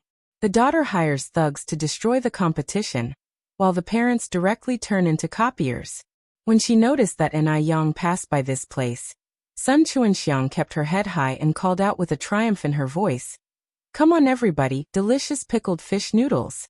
Just 0.25 yuan a bowl. Only 0.25 yuan a bowl. Chapter 71 Encounter Again. First subscription. 10,000 words chapter. Seeking support. Sun Chuanxiang was deliberately flaunting in front of An Aiyang. Isn't it just a bowl of pickled fish noodles? Who can't make that? An Aiyang is just a lowly wench. Previously, not only did she steal their business, she even caused her daughter to get arrested. It didn't matter that Zhu Yonghong was taken in. What mattered was it affected her son who was in college. Now her son has been forced to suspend school and is under investigation at home. She had no idea when her son could return to campus. Their family had been farmers for 3 generations, never producing anyone successful. They finally had a golden phoenix, only to be ruined by An Aiyang, that wench. If it weren't for An Aiyang, would such a disaster have happened? For a moment, Sun Chuanxiang wished she could bite An Aiyang to death. However, she has now taken her revenge, successfully taking away all of An Aiyang's customers. It was obvious that An Aiyang hadn't sold a single bowl of noodles this morning. An Aiyang can still smile now, but she's probably going to cry tomorrow morning. Cheap hussy, serves you right. Thinking about it, Sun Chuanxiang became even more self-satisfied. An Aiyang appeared unaffected, ignoring Sun Chuanxiang. It wasn't pride but rather that the taste of Sun Changxiang's pickled fish stank. Even if sold cheaply, it wouldn't keep many customers, except for a few bargain hunters. Those who truly care about taste won't be returning customers. After all, whether it's the pickling of the fish, the chili, or even the sour vegetable in Inai Yang's pickled fish noodles, there's a secret recipe involved. Sun Chuanxiang was simply running out of tricks. Why should she lower herself to the same level as such people? As it turns out, she should really be thanking Sun Chuanxiang. After all, only the inferior can highlight the superior. Isn't there an old saying? Often imitated, never surpassed. Inai Yang arrived at the vegetable market, bought some vegetables, meat, fruits, and about a dozen fish, tied them all on the bike, and just as she was about to ride back, she saw some trendy young men and women, each holding a can of Jianlibo energy drink. Jianlibo is a kind of soft drink unique to this era. Soft drink? Inai Yang thought for a moment and suddenly had an idea. At this time, a bottle of Jianlibo was quite expensive and most families couldn't afford it. However, an iced Jianlibo did have a great effect on beating the heat. Now it was summer. Many customers would be sweating and wanting to quench their thirst after eating halfway through a bowl of pickled fish noodles. Customers who spend 30 cents for a bowl of noodles certainly won't spend over 1 yuan for Jianlibo or Debaisher fruit-flavored carbonated drinks to quench their thirst. So she could use other beverages instead of a carbonated drink. As long as it tastes good, sells at a cheap price, and matches well with pickled vegetable noodles, it will surely sell well. Inai Yang's eyes narrowed, a glint of light sparkling beneath them as she immediately turned her bike around and headed the other way. On the way, she passed Li Dongliang's shop. Li Wei was away at school. The people in the shop today were Li Dongliang and his wife, Qian Jinfeng. The couple was chatting about something at the shop's entrance. Seeing Inai Yang riding over, Li Dongliang greeted her with a smile. Yang, how come you're back again? He noticed some fresh grass carp hanging on the back of Inai Yang's bike. Could it be that this girl's business was really that good? That doesn't seem right. A young girl like her, how can she possibly cook something delicious? Moreover, it's fish, something everyone dislikes. Perhaps she was just making it seem like her business was good to avoid being made fun of. But why? What's the purpose of her doing this? Li Dongliang narrowed his eyes as his gaze swept over Inai Yang's face. Although Inai Yang was illiterate and quite plainly dressed, there was no denying that her face was truly striking. He had seen many people while doing business every day, but he had never seen anyone as beautiful as Inai Yang. Could it be? Li Dongliang suddenly thought of his son Li Wei. His son was quite good-looking, and not only was he a high school student, he would be a college student in the future. His future was limitless. Li Dongliang realized it all of a sudden. Inai Yang's ambitions were indeed high, daring to set her sights on his son. Thinking about it, when Li Dongliang looked at Inai Yang there was caution in his eyes. His son was so accomplished, he did not have to worry about finding a good wife in the future. Moreover, it said that marriages should be matched in social and economic status. Someone like Inai Yang, trying to marry up, was not suitable for his son at all. Chapter 72 Encounter Again, First Order, 10,000 words chapter, Ask for Support, _2. His son deserved a better girl, perhaps in the future, he could even marry a CEO's daughter. Inai Yin could not have imagined that Li Dongliang had such thoughts. She still replied with a heartful smile. Hello uncle and auntie, I'm going to buy some stuff from the pharmacy. Going to the pharmacy? If she was really going to the pharmacy, why didn't she stop there on her way? Why is she coming back instead? She must be up to some shifty business. A touch of ridicule flashed in Li Dongliang's eyes. Inai Yin was cycling very fast, and in a blink of an eye she slipped past the couple. Qian Jinfeng curiously asked, Hey, is that young girl the Inai Yin you've mentioned before? She's quite polite, not at all like a girl from the countryside. People just arrived from the countryside are normally very shy, restrained, and humble, but Qian Jinfeng only saw confidence in Inai Yan's demeanor. And she was very beautiful. Even though it was just a passing glance, Inai Yan had already impressed Qian Jinfeng. Li Dongliang snorted. That little girl has big plans. Qian Jinfeng was taken aback. What do you mean? Li Dongliang then told Qian Jinfeng what he was thinking. After hearing it, Qian Jinfeng's face was full of astonishment. Li, I think your analysis makes sense. But don't worry, our Xiao Wei is not that shallow. He's a sensible boy. Even if Anayan has a little trick up her sleeve, Xiaowei won't fall for her. Li Dongliang nodded his head. Qian Jinfeng sighed. I really didn't expect that young girl to be like this. What on earth was her parents' upbringing? Such a failure. Fortunately, our Xiaowei isn't like that. Anayan arrived at the pharmacy. She parked her bike at the entrance. It was the critical period of Western medicine's prevalence and the decline of traditional Chinese medicine, so there were no other customers in the traditional Chinese medicine store except the salesperson. The salesperson greeted enthusiastically when he saw someone entering. Hello, comrade. What can I help you with? Anayan smiled and replied, could you please get me a kilo of dark plum, a kilo of hawthorn, a kilo of dried tangerine peel, a kilo of licorice, and a kilo of roselle flower?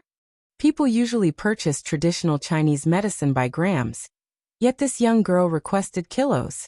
The salesperson was stunned for a moment, then asked, young comrade, are you sure you want a kilo of each item? Instead of 10 grams? Anayan nodded. Yes, how much is it? I'll pay first. Wait a moment, let me calculate. The salesperson picked up his abacus and started calculating. Anayan glanced at the price list on the wall, then said, 5 kilos of medicine should cost 2 yuan, 4 cents and 3 mils. After saying that, Anayan took out the change from her pocket and placed it on the counter. 2 yuan, 4 cents and 3 mils?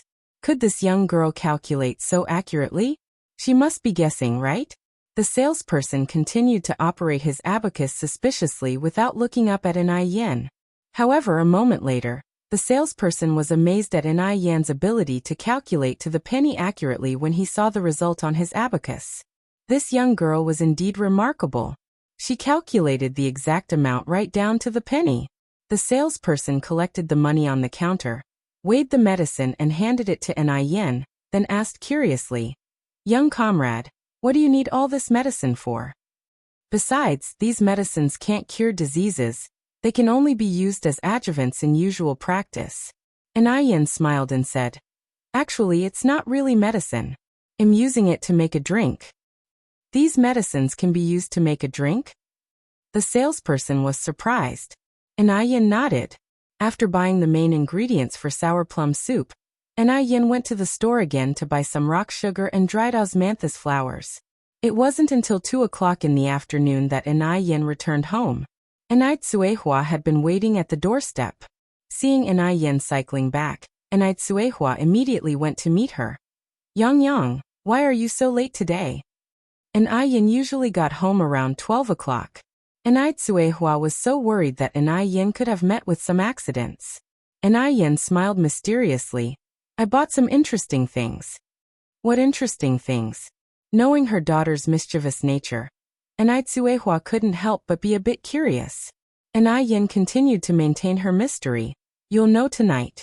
By the way, where's Yunyun? Anai Tsuehua laughed. Yunyun is sleeping.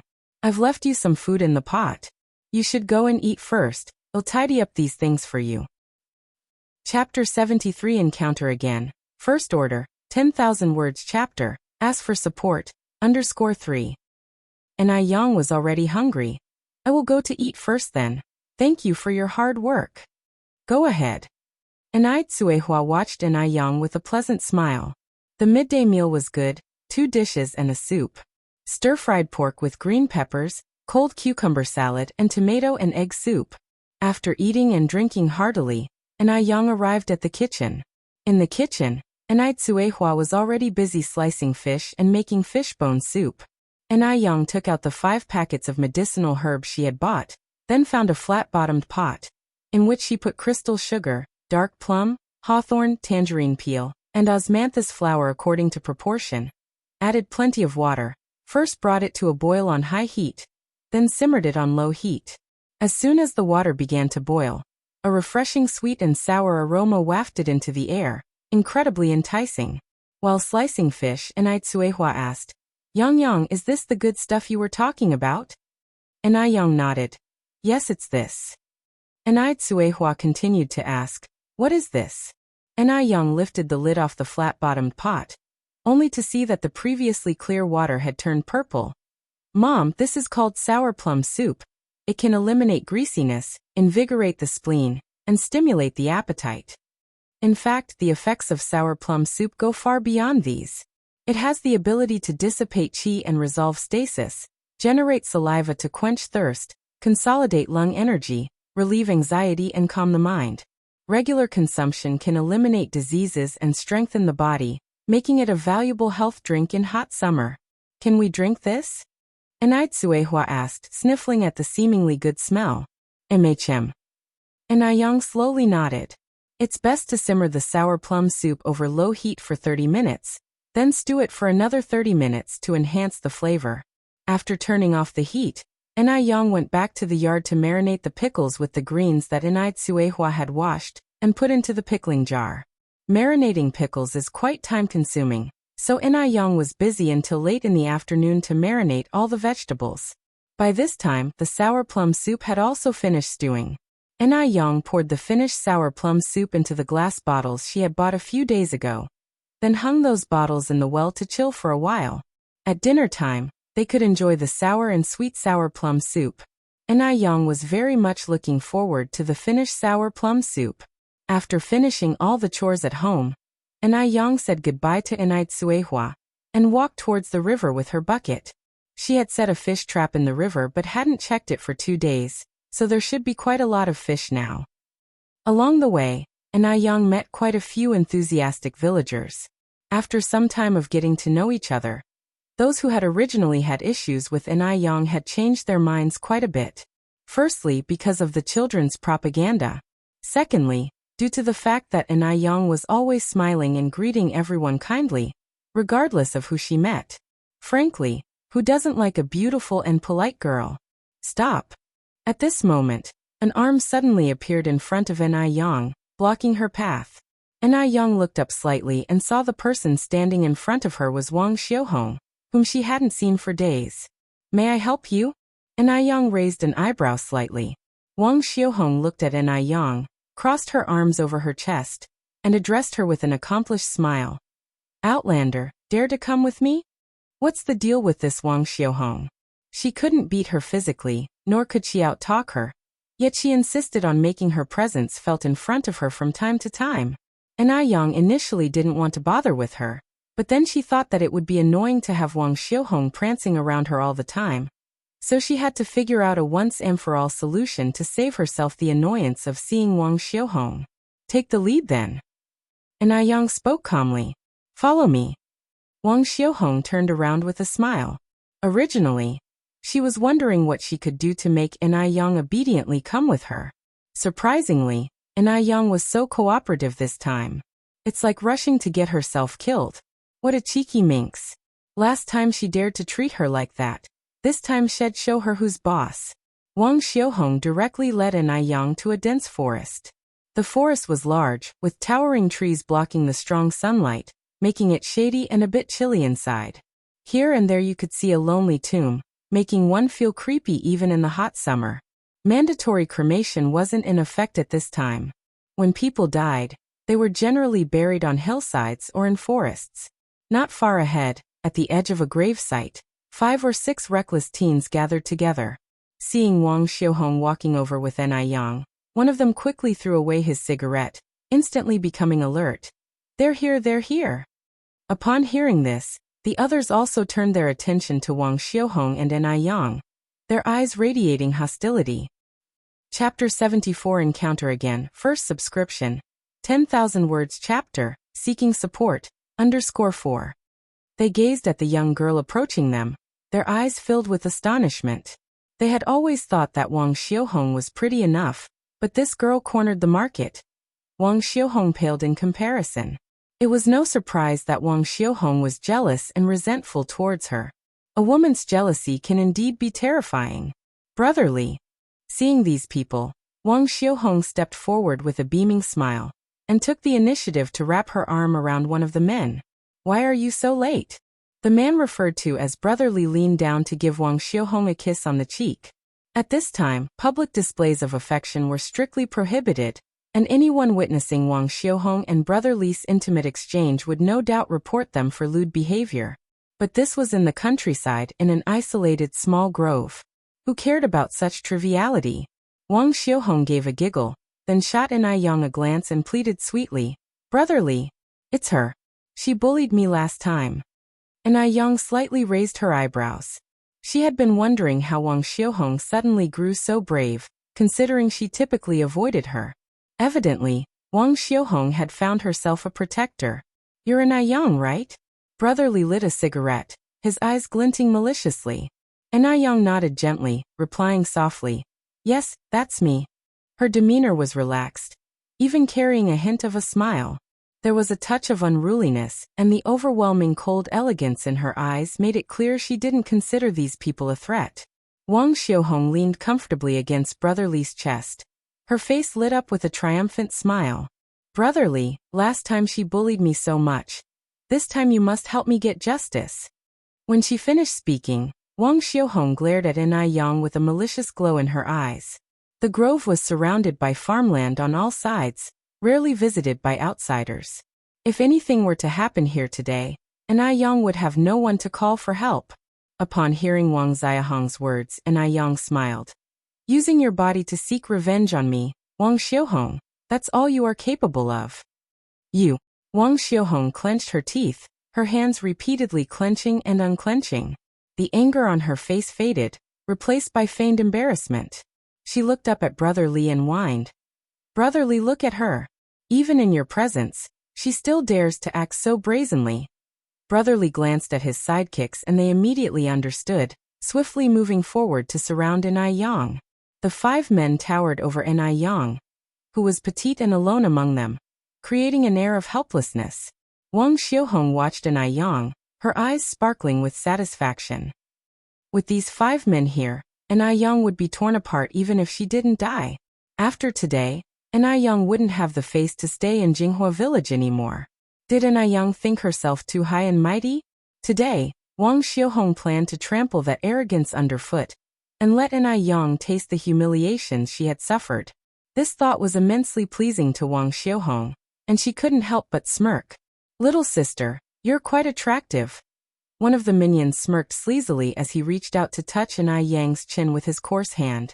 In-Young stood in the middle of the 5 men, a ray of sunlight shining through the gaps of the leaves onto her skin, making her appear even more coldly beautiful. So beautiful, yet touched with a glacial coldness. Looking at In-Young, Wang Xiuhong scoffed. What was In-Young trying to pull? Acting so arrogant at a time like this. Just wait, she wouldn't be able to keep it up for much longer. Just as the minion's hand was poised to touch In-Young, she reached up and grabbed his descending wrist. With a sudden crack, the sound of bones shattering filled the air, followed by a cry of agony. The once boastful ruffian was now clutching his broken hand, his face twisted in pain as he curled up on the ground. No one knew how much force In-Young used, but his hand was useless now. The remaining thugs retreated a step, shocked by the spectacle. However, they quickly regained their senses, looked at each other, and lunged at In-Young, clearly intending to fight for real this time. Wang Xiuhong watched in wide-eyed shock, her heart pounding in her throat. No matter how good In-Young was at fighting, she couldn't possibly take on 4 men. What had just happened was an anomaly. Chapter 75 Encounter Again. First subscription. 10,000 words chapter seeking support, _5. In-Young just stood there, her left hand squeezing her right, and her right pinching her left, the knuckles making cracking sounds. Facing the 4 individuals rushing towards her, her face didn't reveal even a hint of nervousness. She kicked out with a neat backspin kick, then sprung into the air, her toes landing on a thick tree trunk for leverage. Finally her toes rotated, landing squarely on the backs of the gangsters. The scene was thrilling, just like in an action film. Bam bam bam.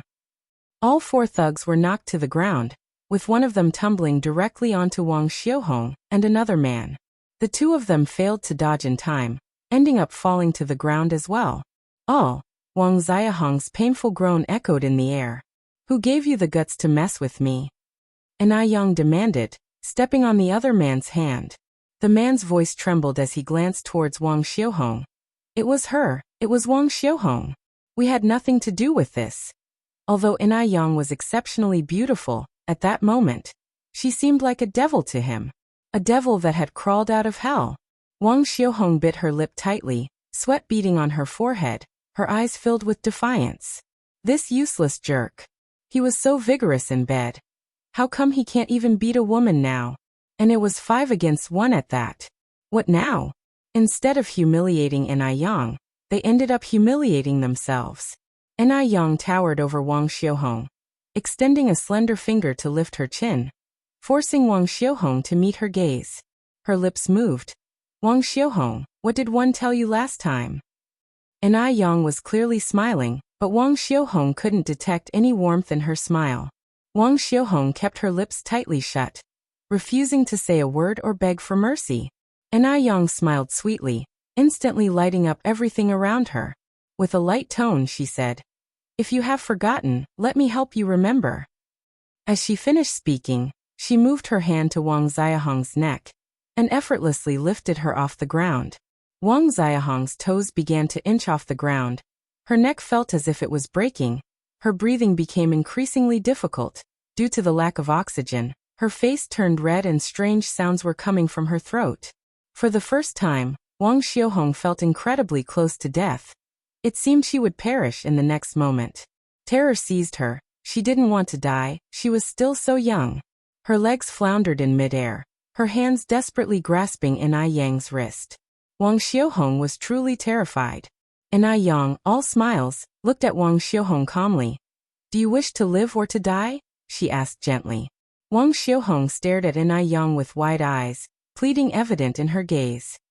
From the strange sounds she was making, it could be vaguely made out that she was saying, "Live, I want to live." En Yang held Wang Xiaohong in one hand effortlessly, standing tall like a queen looking down at all beings, invoking fear. The others were so scared they were shaking. Oh God! Had they just messed with the king of hell? The other man sneakily glanced at En Yang, realizing that she was not paying him any attention. He quickly scrambled up and bolted away. Seeing their leader flee, the others cared not about anything else and followed suit, fleeing in abject terror. En Yang didn't bother chasing after them. She glanced at Wang Xiaohong dangling from her hand, and asked, "Will you still dare to mess with me next time?" At this point, Wang Xiaohong could not utter a word, only shaking her head vigorously. She wanted to live. She would never dare to provoke En Yang again. If she could go back in time, she believed she would never allow such a foolish thing to happen. Seeing remorse plastered all over Wang Xiaohong's face, En Yang finally released her grip. Thud! Wang Xiaohong tumbled to the ground, bereft of strength. She was gasping for fresh air. The feeling of being alive was wonderful. The ability to breathe freely felt marvelous. At this point, the sun had started to set, and the woods echoed with the hooting of owls. The hoots of owls sounded like human laughter, strangely eerie, making one's hair stand on end, because some said that such sounds were the cries of ghosts. It was highly unpropitious in rural areas. However, En Yang was not intimidated by these sounds. She brushed her hands off, cast a glance at Wang Xiaohong sprawled on the ground, and elegantly walked away from the woods, step by step. Chapter 76 Encounter Again, First Subscription, 10,000 Words Chapter, Seeking Support, _6. After En Yang left, Wang Xiaohong was the only one remaining in the gloomy grove. The sun was setting. The grove grew steadily darker. Scarcely visible was the phosphorus fire spewing from the graves at the edge. Phosphorus fire is also known as ghost fire. As Wang Xiaohong's vitality gradually recovered, the tranquility of the grove during the day was replaced by an incredibly horrific scene. Dreadful ghost cries, drifting ghost fire, dim light, and the intermittent graves all tormented Wang Xiaohong's senses. Wang Xiaohong is not an Yang. Even though she can be capricious and malicious, she is just a 17-year-old girl. She has never experienced such horrors before. At that moment, she was so terrified that her face turned pale. She tightly embraced her head, crying out, "Don't come near me, don't come near me, Mom, Dad, please come to save me." Regrettably, the only response in the grove were the ghastly ghost cries. En Yang arrived at the river bank, her face relaxed. She greeted passers-by who were working in the field with a sweet and bright smile. Who could associate her with the demon-like person in the grove just a while ago? En Yang stood by the river bank, rolled up her trouser legs, revealing her fair-skinned leg. Her feet were beautiful, small and exquisite. Her glossy and transparent nails were like rows of small seashells, faintly presenting a soft pink hue, delicate as a piece of art. A slim figure approached from across the river and saw such a scenario. The girl was partially rolling up her trousers, stepping into the river one step at a time. Every step she took was steady. The sunset was projecting on the river's surface, reflecting a golden sheen, forming a beautiful picture with her. Even with just her back view, it made one's imagination run wild. If she turned back and smiled at him now, what kind of ripple would it create? The man was taken by surprise and just stood there, nearly mesmerized. Isn't this the same girl he saw at the mall last time? Didn't expect to encounter her so soon again.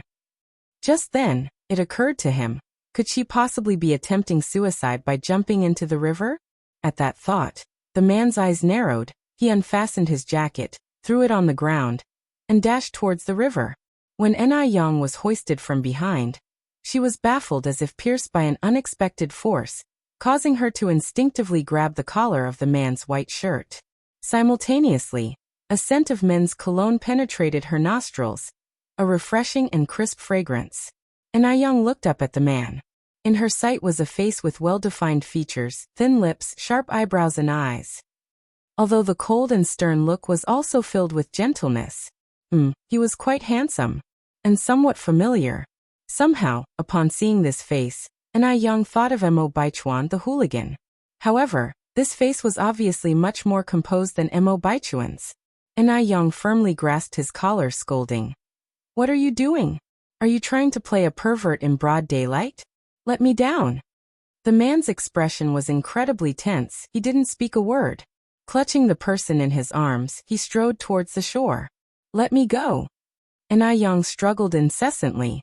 Alas, his arm was as if it were cast onto her. Regardless of how much she struggled, he remained unmoved. En-Ai-Young was skilled. Even the robust Mo Baichuan was knocked down by her. She didn't expect to lose against a man today. En-Ai-Young was furious. She reached out to pinch his neck, yelling, "Smelly rascal! Let go of me now." But the man remained silent, carrying En-Ai-Young with both fast and steady steps. When he glanced at the girl's angry face, he couldn't help but frown slightly. Such a pretty girl, with a good figure, why would she want to take her own life? En-Ai-Young, in fury and unable to struggle, bit onto his collarbone. Immediately, a mix of salty and sweet taste filled her mouth, while a trace of blood stained his white shirt. Yet the man had no intention of letting go, holding on to En-Ai-Young until he reached the shore. Only then did he release her. But to prevent her from jumping into the river again, he firmly restricted her wrist, saying sternly, "Are you crazy? Is that how you treat your savior? Let go of me." En-Ai-Young jolted his hand away. "Are you sick? Who asked you to save me?" However, his hand seemed to be stuck to her wrist. She couldn't free herself. Chapter 77 Encounter Again. First subscription. 10,000 words chapter seeking support. _7. I won't let go.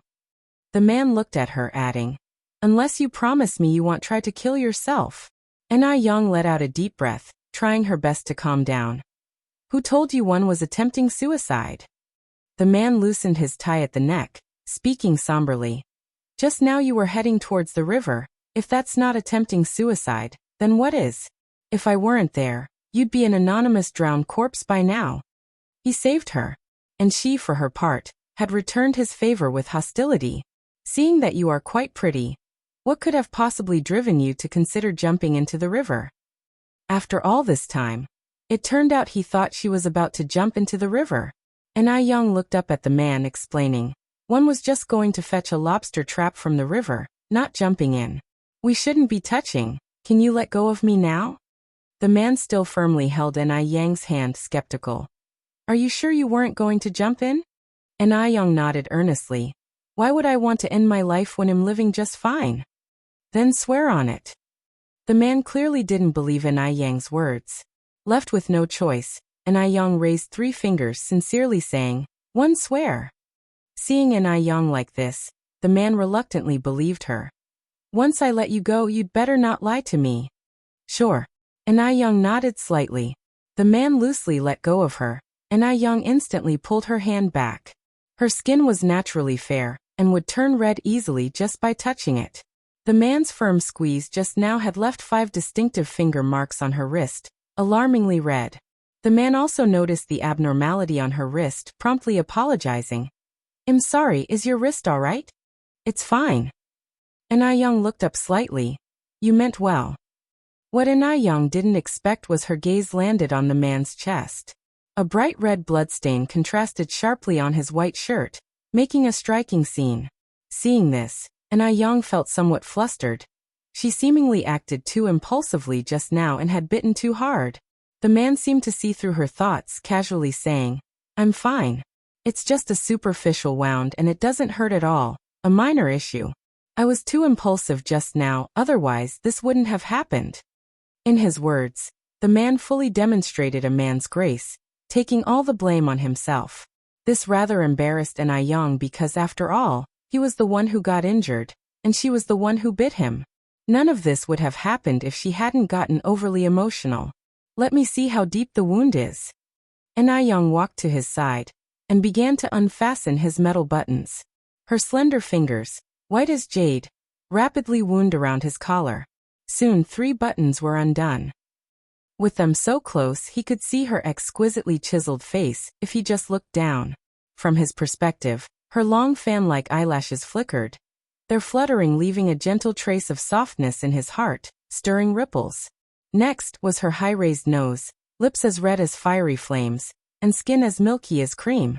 Even though her makeup wasn't applied, she was still bewitchingly beautiful. He was completely taut, not daring move an inch. Although he was a man in his late 20s, he felt as innocent in front of her as a boy at the brink of adolescence. Na-young took a look. The wound seemed rather deep. This was a problem. Na-young furrowed her brows slightly. There are over 1,000 kinds of bacteria in the human mouth. Being bitten by a human can cause infections, which can lead to serious consequences if not dealt with promptly. It could even put someone's life in danger. "Go back with me." Na-young lifted her eyes to look at the man, continuing, "You need to disinfect this wound with iodine, or else it might get infected." Only then did the man react, fastening his buttons as he said, "It's only a bite mark, you don't have to go to such trouble." "It's no trouble, just a quick disinfection." Na-young lifted her hand and tucked a strand of hair behind her ear. A little disinfection for some peace of mind. If the man was to leave just like this, Na-young would undoubtedly still be worried. Being a doctor, she understood the seriousness of the situation. "Okay." The man nodded. "As long as you don't find it bothersome." "Sure." Na-young nodded slightly. "Please wait for me a moment." Chapter 78 Encounter Again, first subscription, 10,000 words chapter, seeking support, _8 As she finished speaking, Na-young turned and walked towards the river. "Hey, what are you doing?" Seeing her walk back into the river, the man was startled and grabbed her wrist. With a swift jerk, he pulled her into his embrace. His one hand gripped hers, while the other wrapped around her slim, soft waist. The feeling of her softness and warmth in his arms momentarily stunned him. He could clearly smell the unique, clean scent that emanated from her, like bamboo but not quite, mixed with the faint allure of orchids. It was intoxicating, much like the mesmerizing allure of a poppy flower.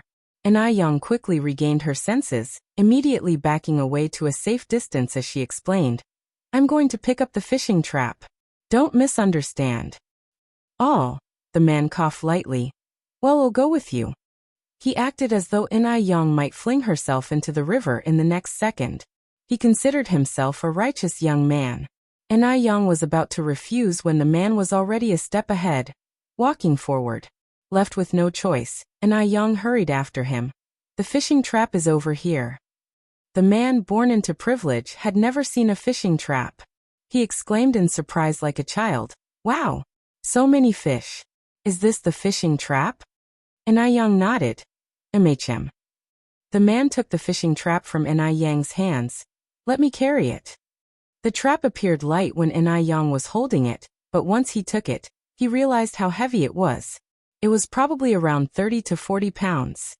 He was astounded by how much strength the delicate-looking girl possessed.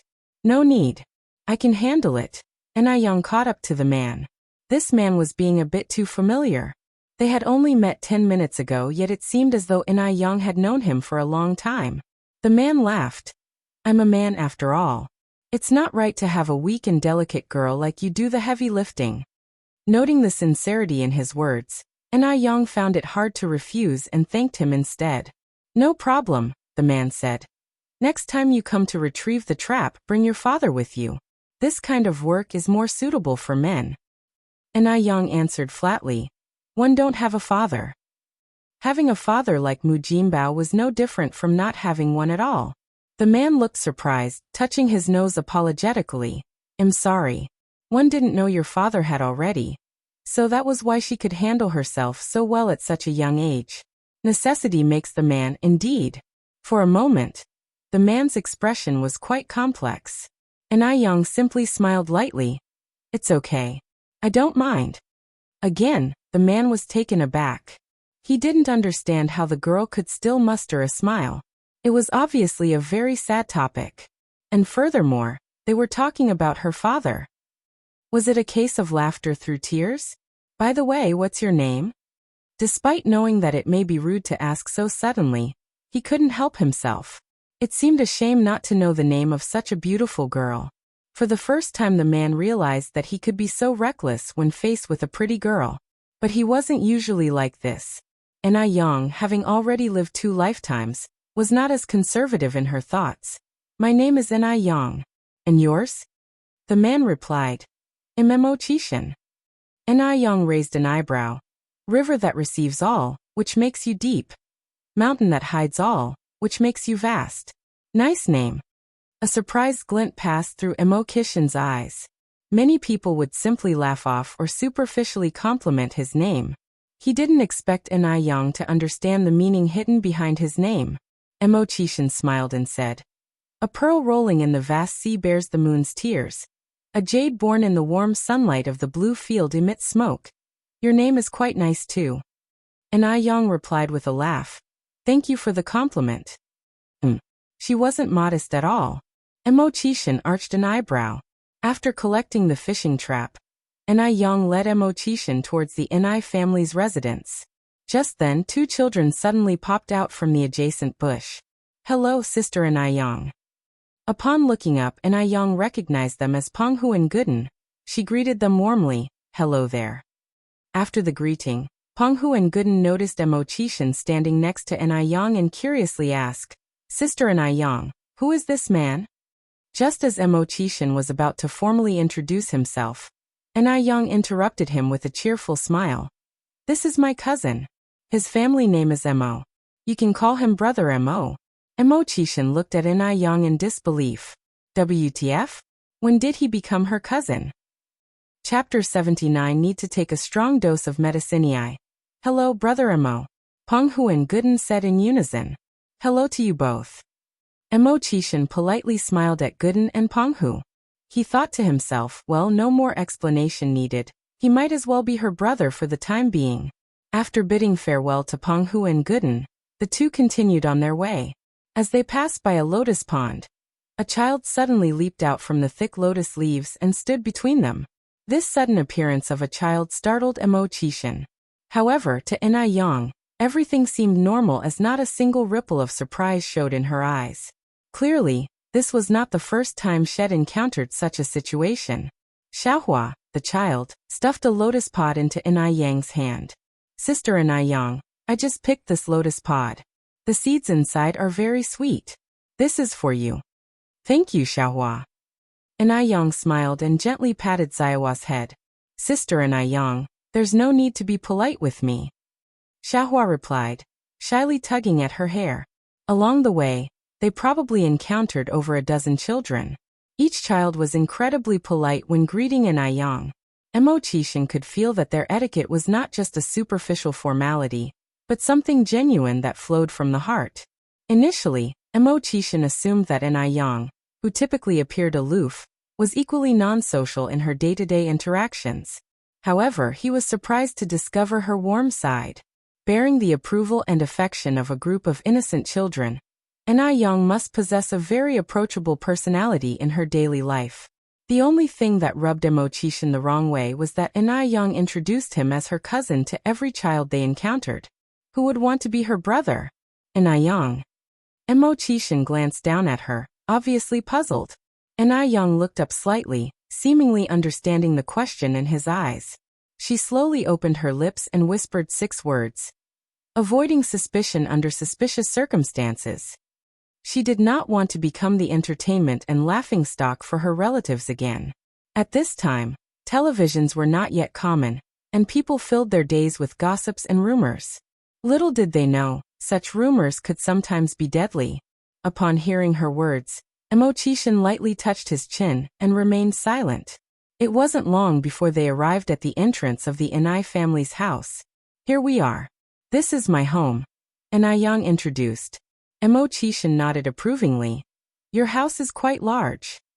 As Young led Emochishin inside, Tsuehua emerged from the house, holding a child. Yang is back. Upon finishing her sentence, Tsuehua noticed Emochishin beside Young and asked suspiciously, Yang, who is he? In this era, relationships between men and women were not so open. Seeing a man had visited her home, vigilance filled Quihua's eyes. A widow's home attracts much gossip. They must guard against it. Young then briefly explained the situation. She then said to Emochishin, Mr. Emo, this is my mother. After listening to Young, Tsuehua finally felt relieved. She smiled and said, Mr. Emo, are you all right? Yang was indeed a bit reckless this time. It's all right, Auntie, Emochishin said as he put down the bucket of fish in his hand. It's also my responsibility, you can just call me Xiaoma. Tsuehua had a positive first impression of Emochishin. She instructed Yang, Yang, take Xiaoma and go disinfect his wounds immediately. The young man was well dressed, from his suit down to his leather shoes and wristwatch. He was clearly not any ordinary individual. Yang then led Emochishin into her room. The culture of that era was very sensitive to a man and woman sharing a room. Nevertheless, Yang had returned from the 21st century without these societal chains weighing her down, and didn't pay it any mind. Emochishin, having experienced his fair share of the world, didn't fuss over this issue as well. He was, however, surprised by Yang's open-mindedness. Seeing her last time at the mall, he had already known Yang was no ordinary girl, but he didn't expect her to be even more extraordinary than had imagined. You can sit for a while, I'll go fetch the iodine and cotton swabs, Yang said, pointing to a chair. All right. Emochishin sat down comfortably. It was his first time seeing such a modestly furnished boudoir. The room only had a bed, a wardrobe, 2 chairs, and a table.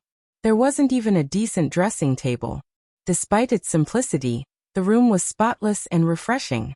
Accustomed to seeing luxuriously decorated bedrooms, this humble room offered a unique charm, suffused with the faint scent of magnolia. Chapter 80. Need to take a strong dose of medicine _2. It smells delightful. Emochishin looked around, quickly spotting a magnolia tree outside the window bedecked with countless blossoms. The lovely scent was drifting in from there. Soon Yang brought over iodine and swabs. Just as Emochishin was about to stand up from the chair, Yang seemed to anticipate his action and chuckled. You can stay seated. I'll handle the rest. All right. Emochishin felt an inexplicable warmth in his ears and nodded. Yang knelt and unfastened his metal button, her actions gentle as she applied iodine to the heavy bite marks. Emochishin stiffened, not daring to move. He could clearly feel the warmth of her breath coating his chest. It was a strange feeling. Ticklish. Soon enough, Yang finished applying iodine and stood up. In a mild tone she said, Mr. Mo, it's all done. Be careful not to get water on it when you're bathing in the next few days, so you don't get an infection. If you have time, you should get it checked at the hospital. 111 cover the medical expenses. You can find me whenever you need. All right, I'll do that. As he stood up from the chair, Emochishin's throat bobbed twice, his voice clearly more hoarse than before. Yang furrowed her brows slightly. Mr. Mo, is your throat bothering you? Emochishin's expression remained indifferent. He coughed lightly into his fist and replied, It's fine.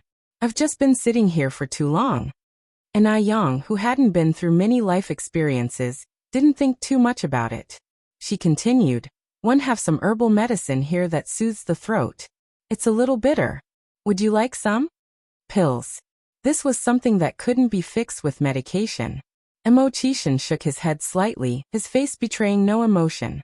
"Thank you, but no. It's getting late. One should go." "All right." Seeing his refusal, Yang didn't insist. "Then let me walk you out." Under the circumstances, it would be inappropriate to ask Mo Chishan to stay for dinner. Upon hearing this, Mo Chishan was somewhat disappointed. He had assumed that Yang would insist on him staying a little longer, perhaps even having dinner with her. He didn't expect that. Mo Chishan agreed reluctantly. It wasn't in his nature to mooch off of anyone. As he got to the door, Yang, as if suddenly remembering something, told Mo Chishan, "Mr. Mo, wait here for me." Before he could react, Yang had already dashed back into the house. But she returned quickly, her hands now holding a greaseproof paper bag. She thrust the bag into Mo Chishan's hands. "Mr. Mo, you must be hungry after all this. This is bread I made myself. Take it to stave off hunger." Mo Chishan had intended to decline, but upon hearing that she made it herself, he consented. "All right, thank you." After a pause, Mo Chishan continued, "We're friends now, so calling me Mr. Mo is rather formal.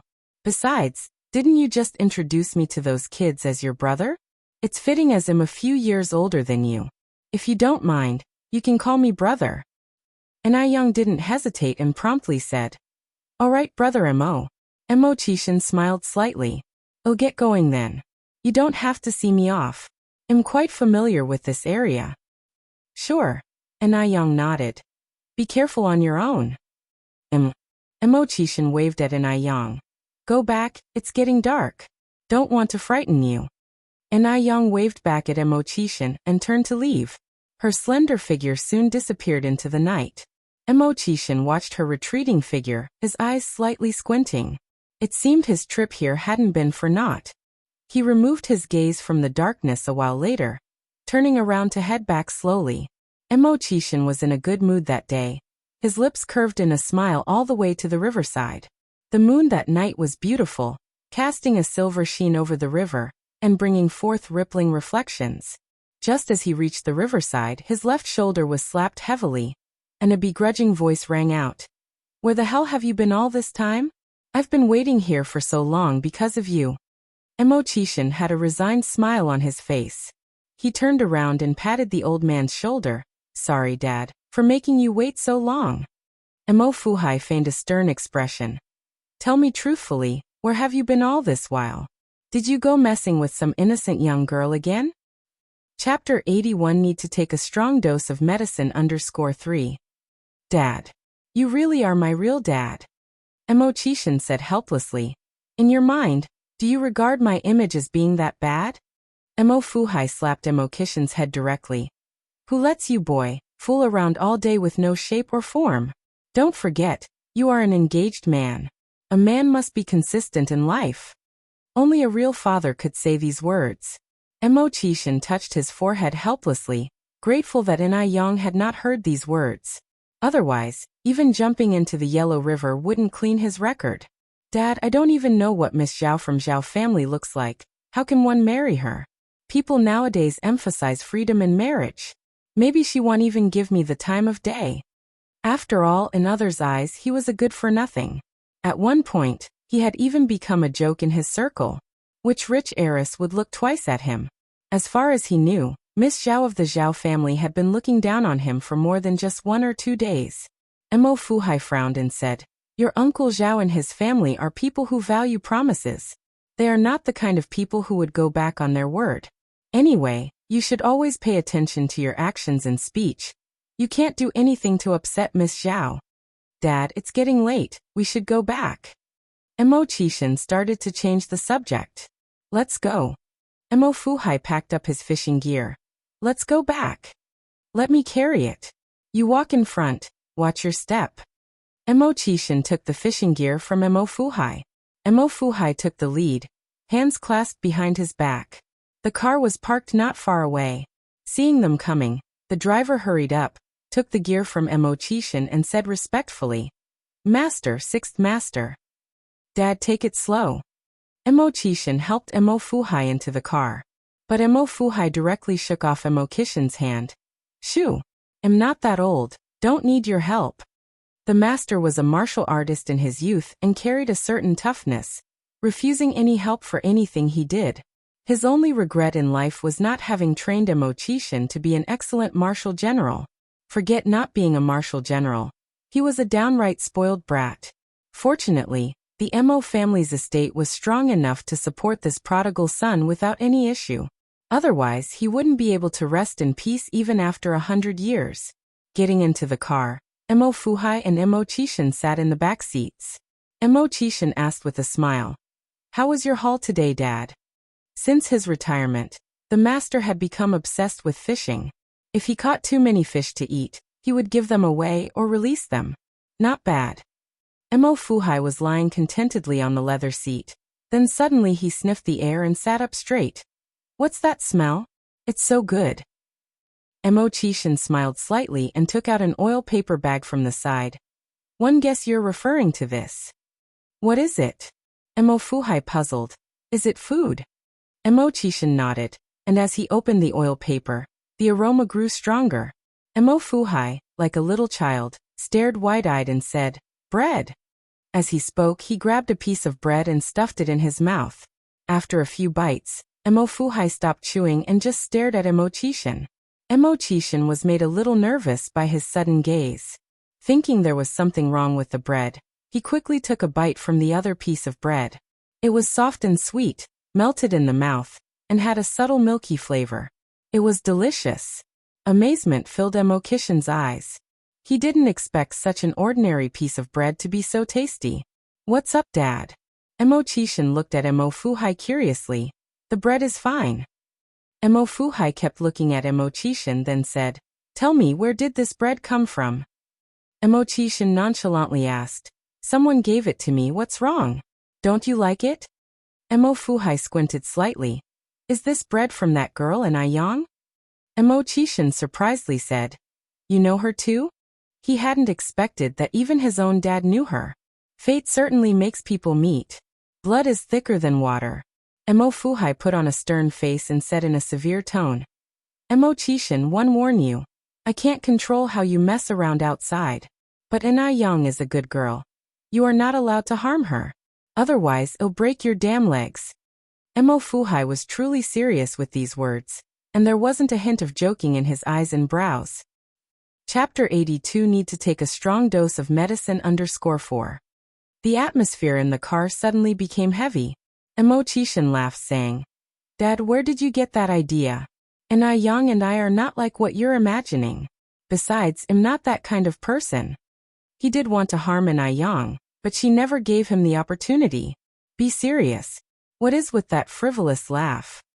Emo Fuhai scowled, continuing, "Anyway, I've given you a warning here and now. If you dare harm that girl, I swear I will kill you." "Yes, yes, yes."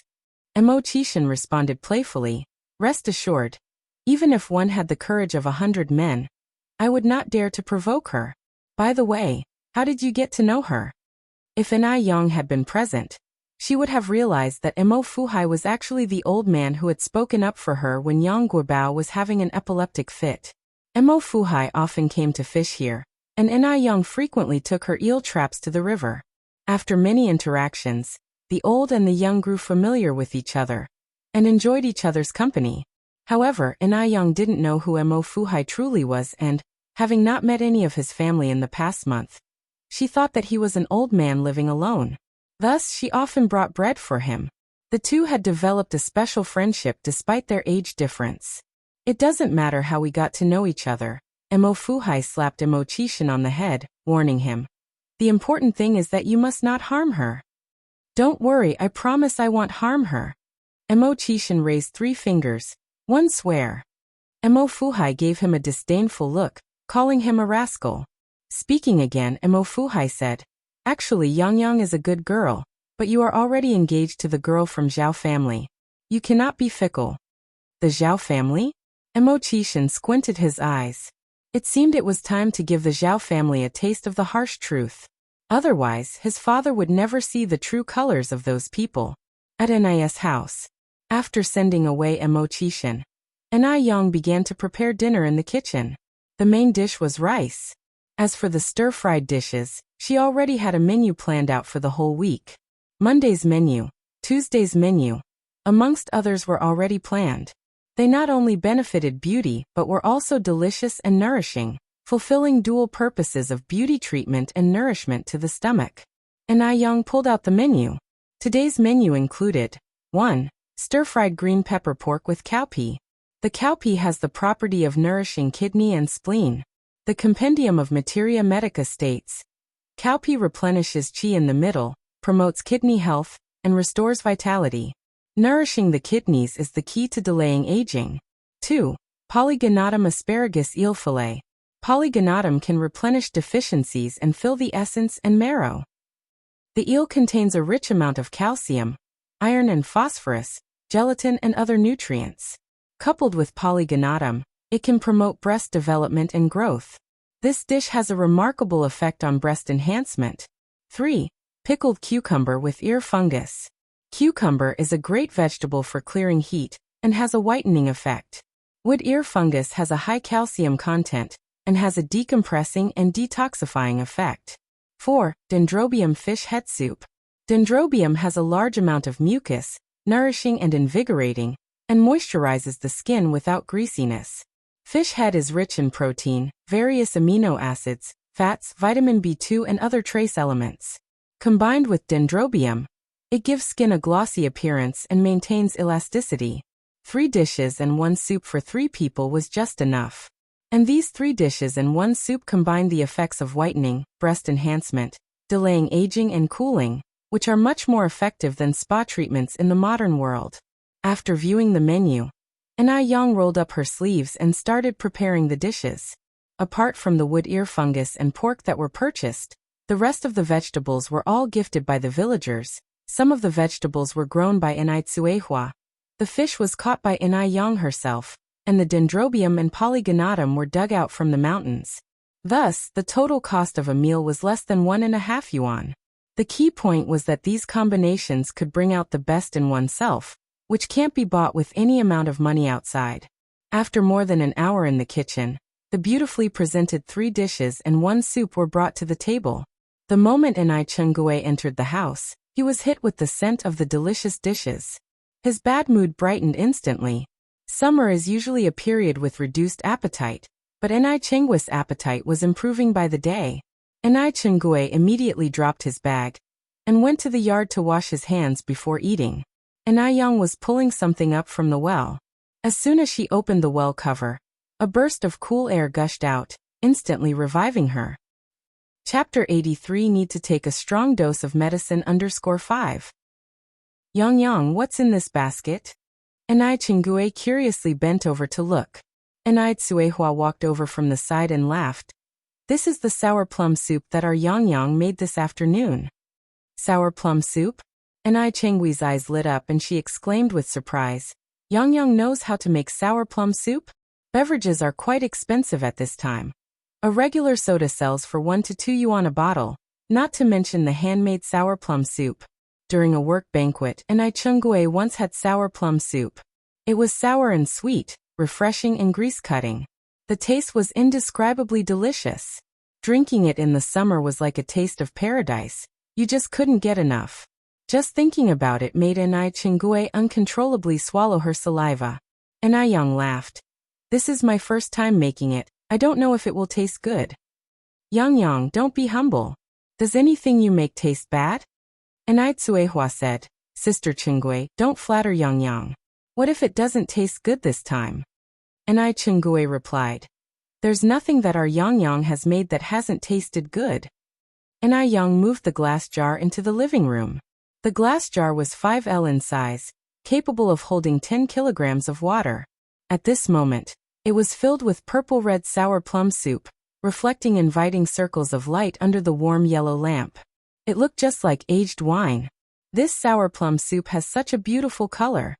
Ni Tsuehua couldn't help but exclaim. Ni Chenggui replied. Yang Yang's mom, this sour plum soup not only looks good, but its taste is also exceptional. Enai Yang brought 3 glass cups and poured a full cup for both Enai Tsuehua and Enai Qingui. Mom, Auntie Enai, you try first. Enai Yang looked at them expectantly. I don't need to try it to know that it tastes good. Enai Qingui said as she picked up the cup and took a sip. The air seemed to quieten. Enai Yang and Enai Tsuehua were both watching Enai Qingui, afraid to miss any change in her facial expression. However, Enai Qinggui's face didn't reveal anything special. She looked very calm, as if she was drinking plain water. Qingui, how's the taste? Enai Tsuehua asked nervously. Enai Yang was also a bit apprehensive. Was she feeling uneasy because she hadn't cooked for so many years, and her skills may have deteriorated? Enai Qingui frowned slightly. Actually, the taste is ordinary. Ordinary. Before Enai Yang could feel disappointed, Enai Qingui suddenly changed her expression and exclaimed, the taste is extraordinarily good. It tastes much better than what I've drunk before. Yang Yang's mom, you must try it. Hearing this, Enai Yang looked at Enai Qingui surprisingly. It was obviously unexpected. What a turn of events. Enai Tsuehua immediately picked up her cup and took a sip, and her face was filled with surprise. It's delicious. Yang, it's really too delicious. Even better than sugary water. She had never tasted anything so delicious in her entire life. Enai Qingui laughed. I told you, the things made by our Yang, how could it not taste good? Enai Yang scooped herself a cup and took a small sip. There was a faint taste of osmanthus flower as the soup entered the mouth, followed by a light sour and sweet flavor that spread across the tongue. It made her mouth water. The chilled feeling made every pore in her body open. It felt like turning on air conditioning. It was very refreshing. She couldn't help but want to take a second sip, a third, a fourth. Enai Qingui asked, Yang, how did you make this sour plum soup? The ingredients for sour plum soup should be hard to buy. She wondered how a young girl like Enai Yang knew so much. She was really amazing. Enai Yang explained, I saw it on a cooking recipe, and then went to the traditional Chinese medicine store to buy some dark plum hawthorn and other main ingredients. I didn't expect to succeed by sheer luck. Of course, the pre-mixed sour plum soup ingredients were hard to buy. But Enai Yang, in her previous life, worked in the catering industry. She didn't need to buy those pre-mixed ones from the market. Furthermore, the ones sold in the market all taste the same. Nobody could imitate her self-balanced ingredients. Enai Qingui exclaimed, Yang, you're really smart. Even if one spent 10 days looking at it, I couldn't learn. She is typically someone who can learn by looking at it, but always fails when actually doing it. Also, the dishes you cook are delicious too. They taste 100 times better than those from big restaurants. Yang, whoever marries you in the future would be as lucky as winning the lottery. Chapter 84. Need to take a strong dose of medicine _6. If she had a son, she would surely want to have Enai Yang as her daughter-in-law. Enai Yang said laughing, I'm not getting married. I want to stay with my mom for the rest of my life.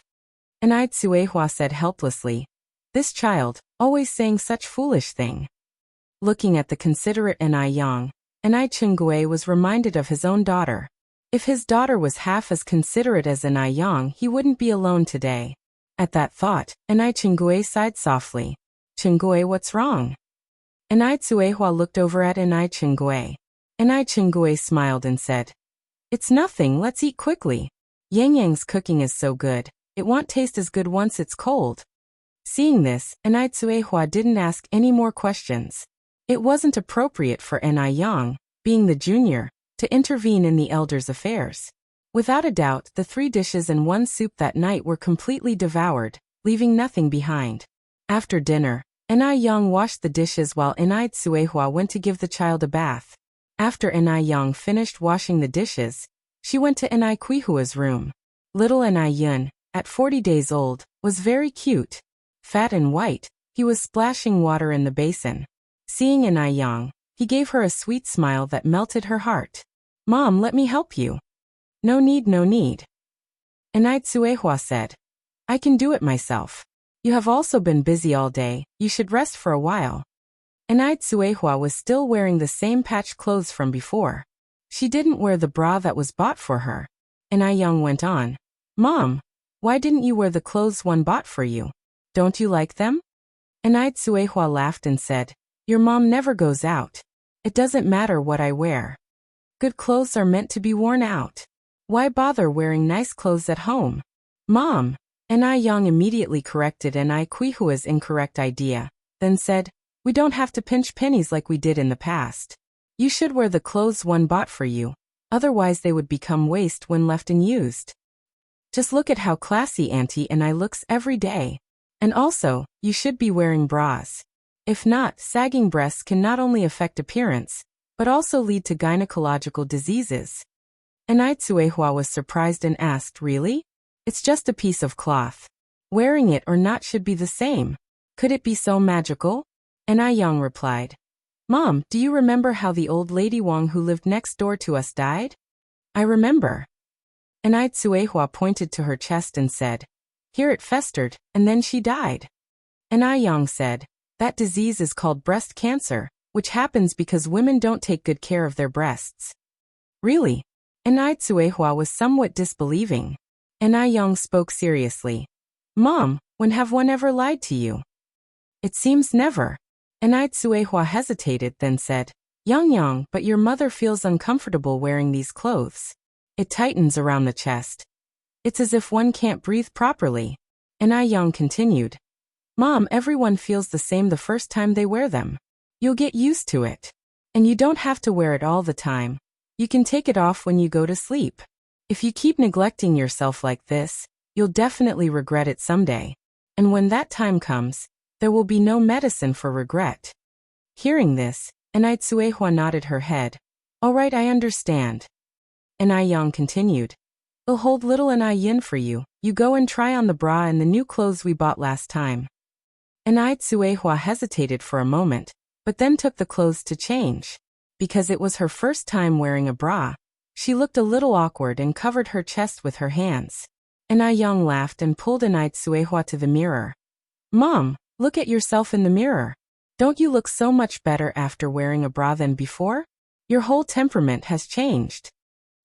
Chapter 85 Wanting 100 Sons is not a problem. And Suehua was wearing a beige batwing shirt on the upper body, and a pair of black flared trousers on the lower body.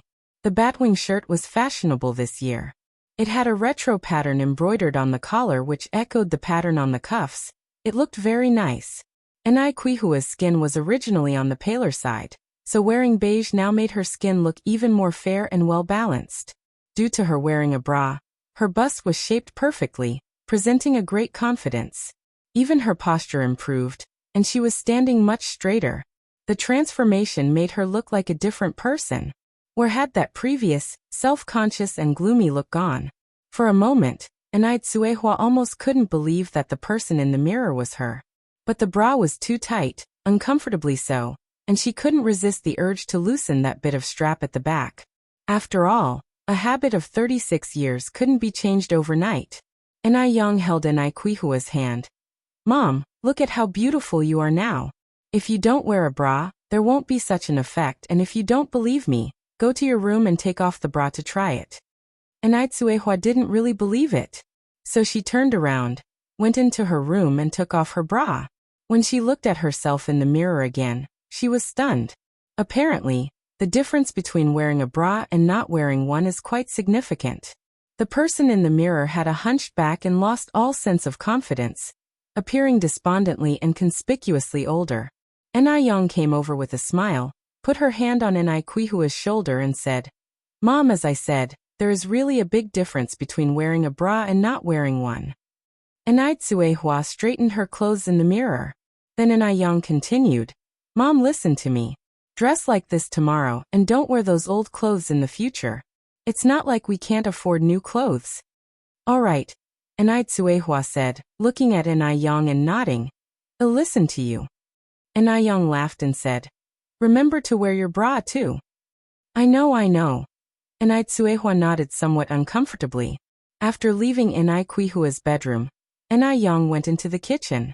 Because she had previously promised Li Gongqing that she would cook something nutritious and delicious for his elderly grandmother. She intended to brainstorm meal ideas in the kitchen. Li Gongqing mentioned that the grandmother's appetite was not very good. Generally, there are only two reasons why elderly people have a poor appetite. First, as age increases, the taste buds on the tongue gradually degrade, and consequently, the tongue's reaction to food slowly weakens.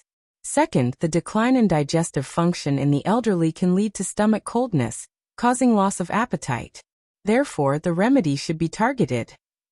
After pondering for a while, Yang started to prepare the ingredients. She planned to make sour cabbage and pork stuffed pan-fried dumplings for the grandmother, and then boil some mint porridge. The pairing of sour cabbage and pork pan-fried dumplings with light mint porridge in the morning is simply delicious. Mint has the effects of dispelling wind heat, clearing the head and eyes, and inducing sweating and easing rash. In summer, elderly people can eat mint porridge to soothe their minds, disperse heat, stimulate appetite, aid digestion, and even break down greasiness. The dumplings can be wrapped now, and they can be pan-fried tomorrow morning. Porridge, however, needs to be cooked fresh tomorrow morning, because leftover porridge is not tasty and less nutritious as well. Although she couldn't cook the porridge in advance, she could soak the rice ahead of time. Yang skillfully washed the rice and left it to soak in a clay pot. After soaking the rice, Yang went to the vegetable garden to pick some mint leaves. She had found this mint by chance by the river, and took a few plants back to plant in the vegetable garden, which unexpectedly grew very well. After picking the mint leaves, Yang started to knead the dough and roll out the dumpling skins. After putting child to bed, Tsuehua also came into the kitchen. Yang, what are you busy with? Let me help you. Yang turned around with a smile. Do you still remember how to make liaoyi dumplings? Yes. Tsuehua nodded. Yang then told Tsuehua about what she had planned for Mrs. Mo. Hearing this, Tsuehua laughed. What's so difficult about that? Leave the job of dumpling and dumpling skin making to me, and you go and prepare the dumpling stuffing. Apart from not cooking as deliciously as Yang, Tsuehua was a very competent mother. She had many skills such as embroidery, shoe mending, knitting. Moreover, Tsuehua was extremely intelligent. She picked up many things quickly after being taught once. All right. Yang nodded. Then I'll leave it to you. Chapter 86. Wanting 100 sons is not a problem. Tsuehua rolled up her sleeves and protested. What's so tiring about this? You're the one who really works hard. She has been seeing Yang's daily toil. Unfortunately, she could not help Yang much and could only handle the house chores so that Yang wouldn't worry. At this moment, being able to help Yang by making dumplings, Tsuehua felt very happy. She finally felt like she could lend Yang a hand.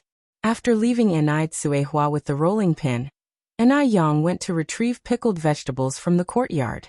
The pickles were perfectly preserved, with elements like millet pepper, Szechuan pepper, raw ginger, and others. As the lid for the pickling jar was opened, a tempting aroma wafted out, making one's mouth water. As Yang squatted by the pickling jar, two adorable bunnies scuttled up to sniff at her feet, looking absolutely precious. These two bunnies were part of the group she caught from the mountain last time.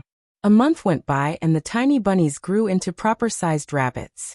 They were plump. In a few more months, they could be used for spicy rabbit head or braised rabbit meat.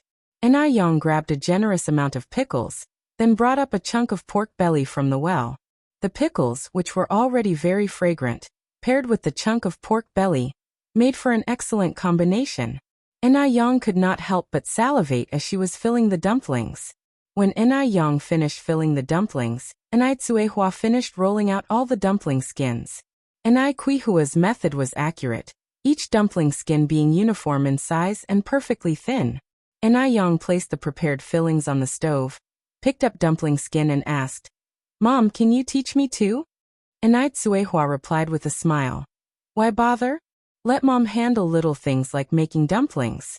Go get some sleep, otherwise you'll be up early tomorrow.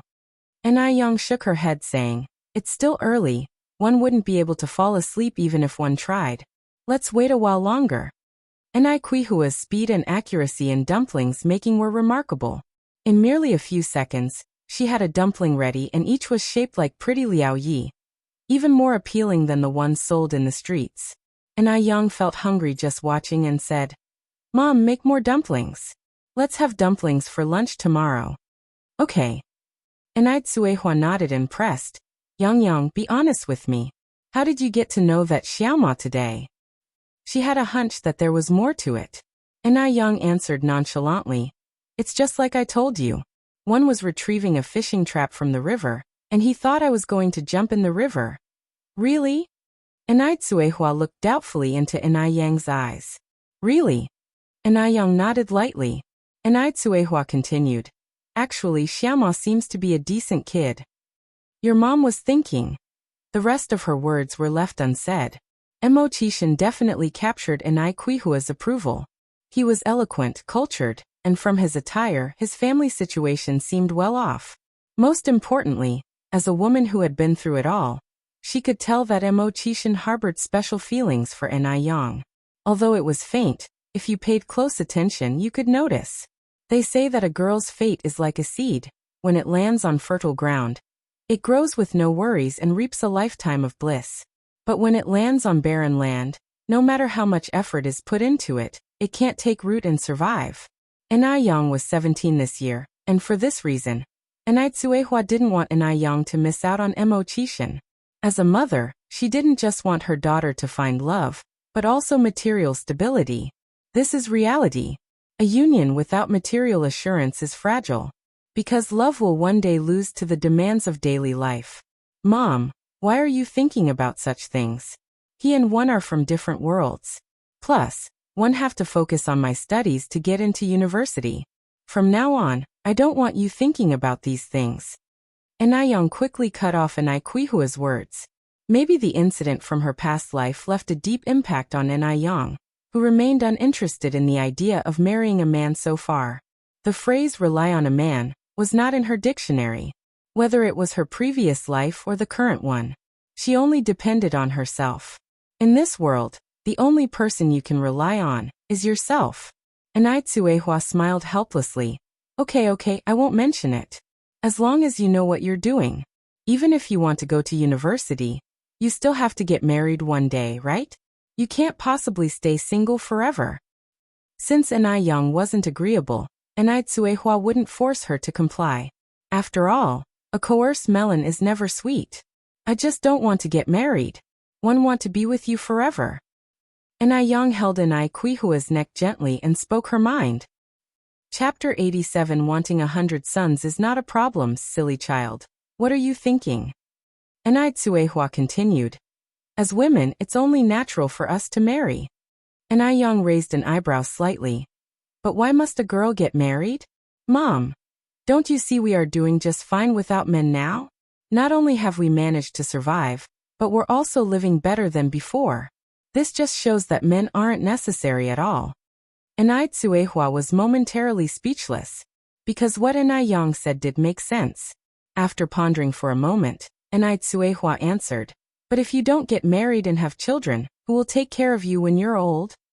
And Suehua, having not received an education, was narrow-minded and held a small worldview. The confining notion that a woman's purpose was to bear children was deeply ingrained in her.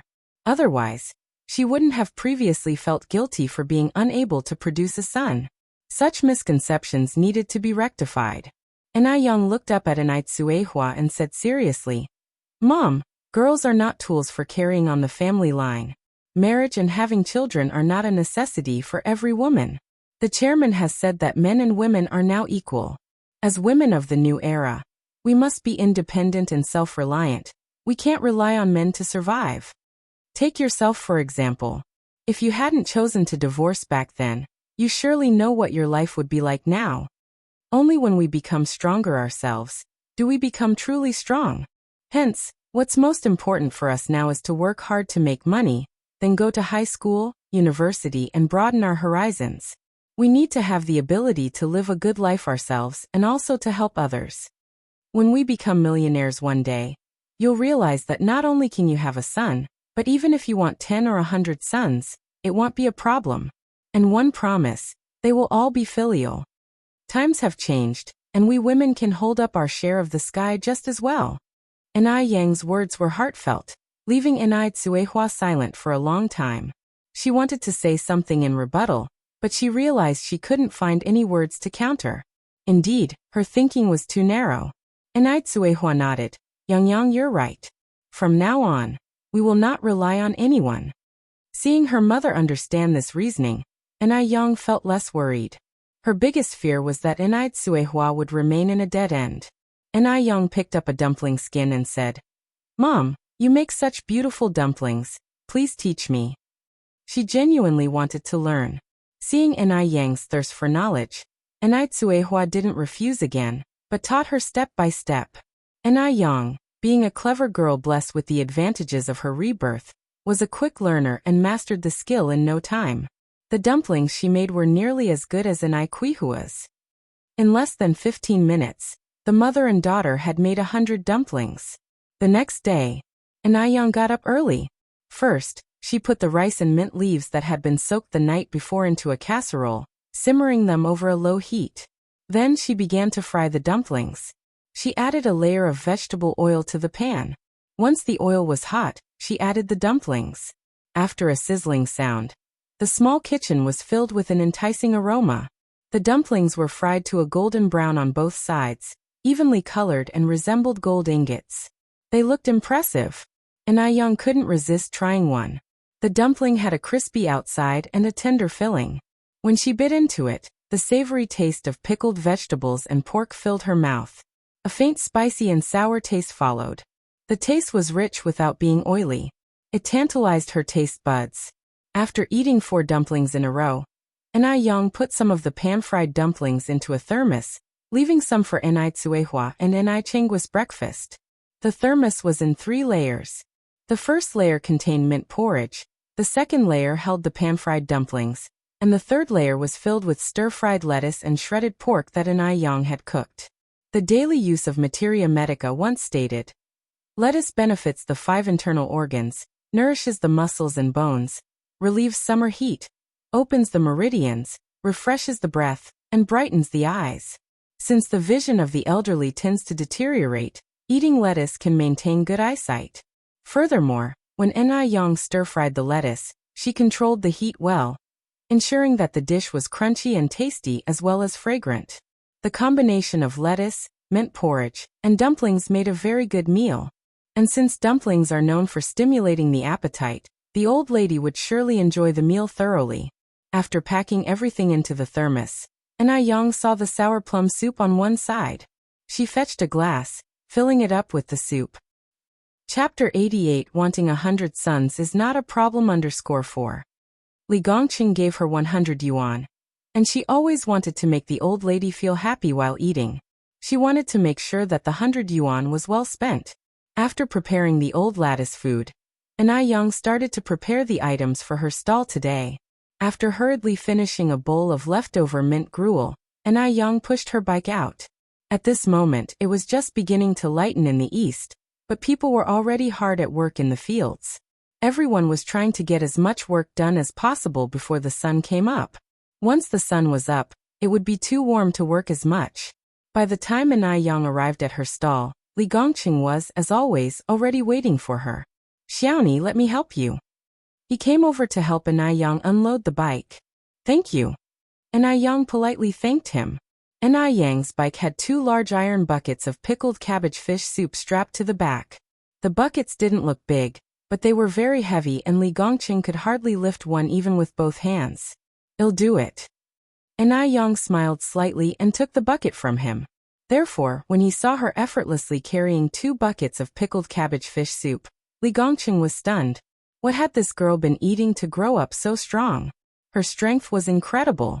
For the first time, Li Gongqing felt inferior to a girl. Not only did she earn more money than him, but now she was also stronger than him. But Enai was a bit odd. Despite poor sales yesterday morning, she had prepared a lot of food for today. Was she planning to sell all the way until tomorrow morning? Was she a bit naive? In fact, Enai was not naive at all, because she had a sense that her business today would be better than the day before. Of course, the strategic thinking behind this was beyond Li Gongqing's comprehension. After all, he was not a businessman.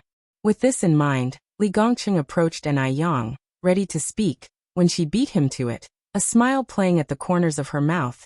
Mr. Li, shall we stick to the usual this morning? Yes. Li Gongqing nodded. All right, it will be a moment then. She seemed to remember something, and handed him a bag with a thermos in it. This is the breakfast we agreed on for the old lady.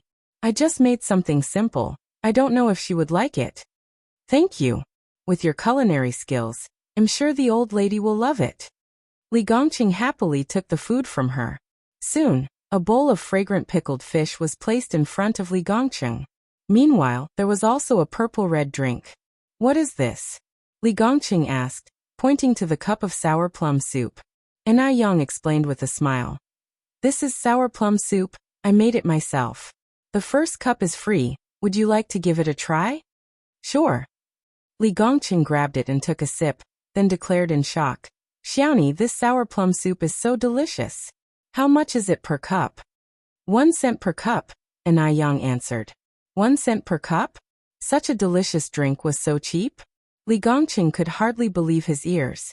He knew that cans of soda sold for 1.5 yuan each. This sour plum soup tasted infinitely better than store-bought sodas. 1 cent? Li Gongqing asked with uncertainty. And Ai Yang nodded. Yes, 1 cent. And Ai Yang was a businesswoman and certainly wouldn't run a business at a loss. Although 1 cent for a cup of sour plum soup might seem cheap, she was banking on the volume of sales, and it could potentially bring in more customers. If she could sell 500 cups of sour plum soup in a morning, that would be 50 yuan. Deducting the cost, she would at least earn 45 yuan. The most important thing is, compared to pickled vegetable noodles, sour plum soup is much easier to make. The cups used to serve the sour plum soup were much smaller than the bowls, and 500 cups were not that much. Li Gongqing went on to say, Then I'd like another cup. Sure. And Ai Yang poured another cup of sour plum soup and handed it to Li Gongqing. Soon after, more and more diners arrived at the previously desolate stall. In no time at all the tables were full. As usual, Ai Yang offered each person a cup of sour plum soup. Unsurprisingly, everyone who tasted it gave positive feedback, and all of them ordered a cup. You could buy 10 cups of sour plum soup for the price of 1 can of soda. And the sour plum soup tasted better. Any discerning person would not hesitate to spend that 1 cent. Chapter 89 Wanting 100 Sons is Not a Problems. Translator 549690339 Frio Lan.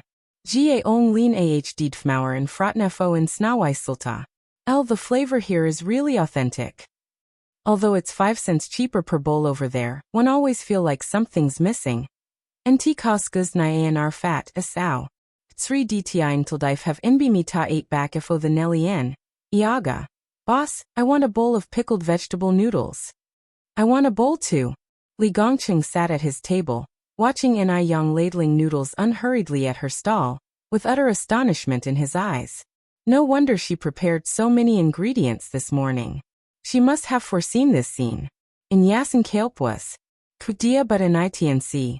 Rtosehtir eru lino a few kormsits ta news hasngjcl EPA Sun Chuanxiang initially thought that her place would be exceptionally busy this morning, so she specially prepared more than 2,000 bowls of soup noodles, and even summoned her sister-in-law to come and help. But she didn't anticipate this situation. Ray sisabnes wa goin I will tsuch dreyaren. Gami, could it be that wretched Ai Yang girl was up to some mischief again? What a shameless wench she was. Sunanuixing tib her IPL dan dias to Ray Siln, staru at her say dxia, nih epek anion niskthi. I'm going over there for AB. It Zhao Xiangji nodded. Sure sis, go ahead. Sun Chuanxiang left her stall and walked over to Ai Yang's. STCE. Pixie saw Dian a lon weekwiat in Sien. Ji upon seeing this scene, Sun Chungxiang's face turned green with anger. Indeed. Hat reset we glur and I eigen ahd stolen hri isianusp, what a faceless brat. Sun Chuanxiang really felt like throwing herself at her, and choking Ai Yang to death. This nui ift.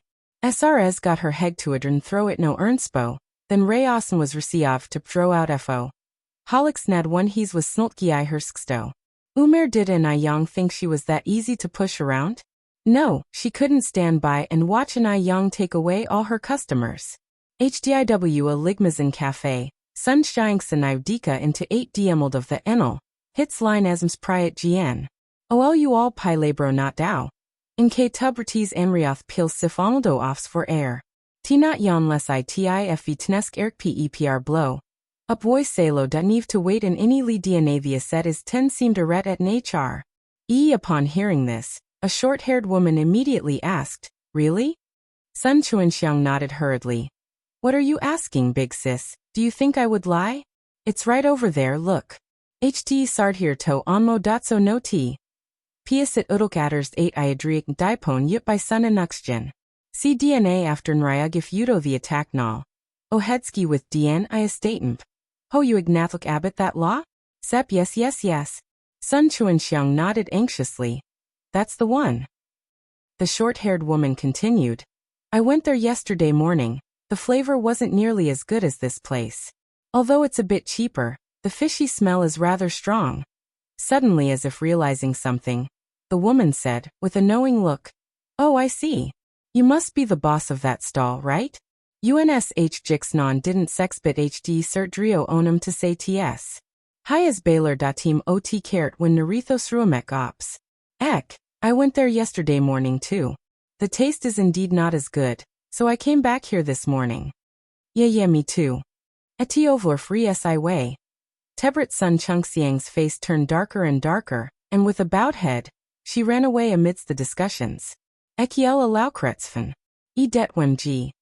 Odishi wondered whether all these people could have been hired by Inai Yang. How could Inai Yang's noodles taste that good? Esda edtas temoti. After returning to her own stall, Sun Chuanxiang handed Zhao Xiangji 30 cents and said, Xiangji, take this money and buy a bowl of pickled fish noodles from the place across the street. She was eager to taste it, just to see if that bitch's noodles are indeed as delicious as everyone said they were. Zhao Nizi xh flio at snu nh kasknu and I pursui zadian 8, ds etreslen, iws not we also sli dikpulsati fn? Utsul w et saw emni nibuti sriel? H. Sun Chuanxiang, looking a bit impatient, said, just do what one asked. Without daring to say anything more, Zhao Xiangji took the money and headed off. Wav. Er and I re a, tr as dha cuters snu nakingstia a untatsotim. Yes, pft. Is it just because she's got money? Esta os agdarab tuat? Does having money mean she can order me about like I'm some beast of burden? After waiting in line for a long time, Zhao Xiangji finally got a bowl of pickled fish noodles. While Enoyan hse delvi oblu of unsel and aden did she ad nerten y sun nug syaxen was igenwil to septen 30 set and to eve re bergina ola ba. CK they were both supposedly pickled fish noodles, but the difference was like night and day. The pickled fish noodles from that place had a great color, broth and presentation. Tujas the lemels inlo sa ognue arwf pelio o tiud. Lr no wonder no one patronizes Sun Chungxiang's noodle stall. After Sun Chuanxiang tasted some of the noodles that Zhao Xiangji had brought back, as soon as they entered her mouth she frowned. Hse cloud arielk etzatot, ipmrak otiat weeks, oag seeth otselin hadn't tiagenv tea. Breet rich, sour and refreshing. It was so delicious that after eating a bowl, you couldn't help but want a second. Sun enenk sugia uj tua ipes of pilek talvajib morph 8 mtatab of 8 wab. Eliklik arlignes taught this pildek eltigiv was tun ilek the eno as losui hugobrfmo hdem. Arkit havenji sidtud pidkal hfis and solo orfa igen time. She knew ta 8 sesnus fo the eyes saw and I the ipdolvi. Lgap the reason why Inai Yang's pickled vegetable noodles tasted so good was largely because of the pickled vegetable.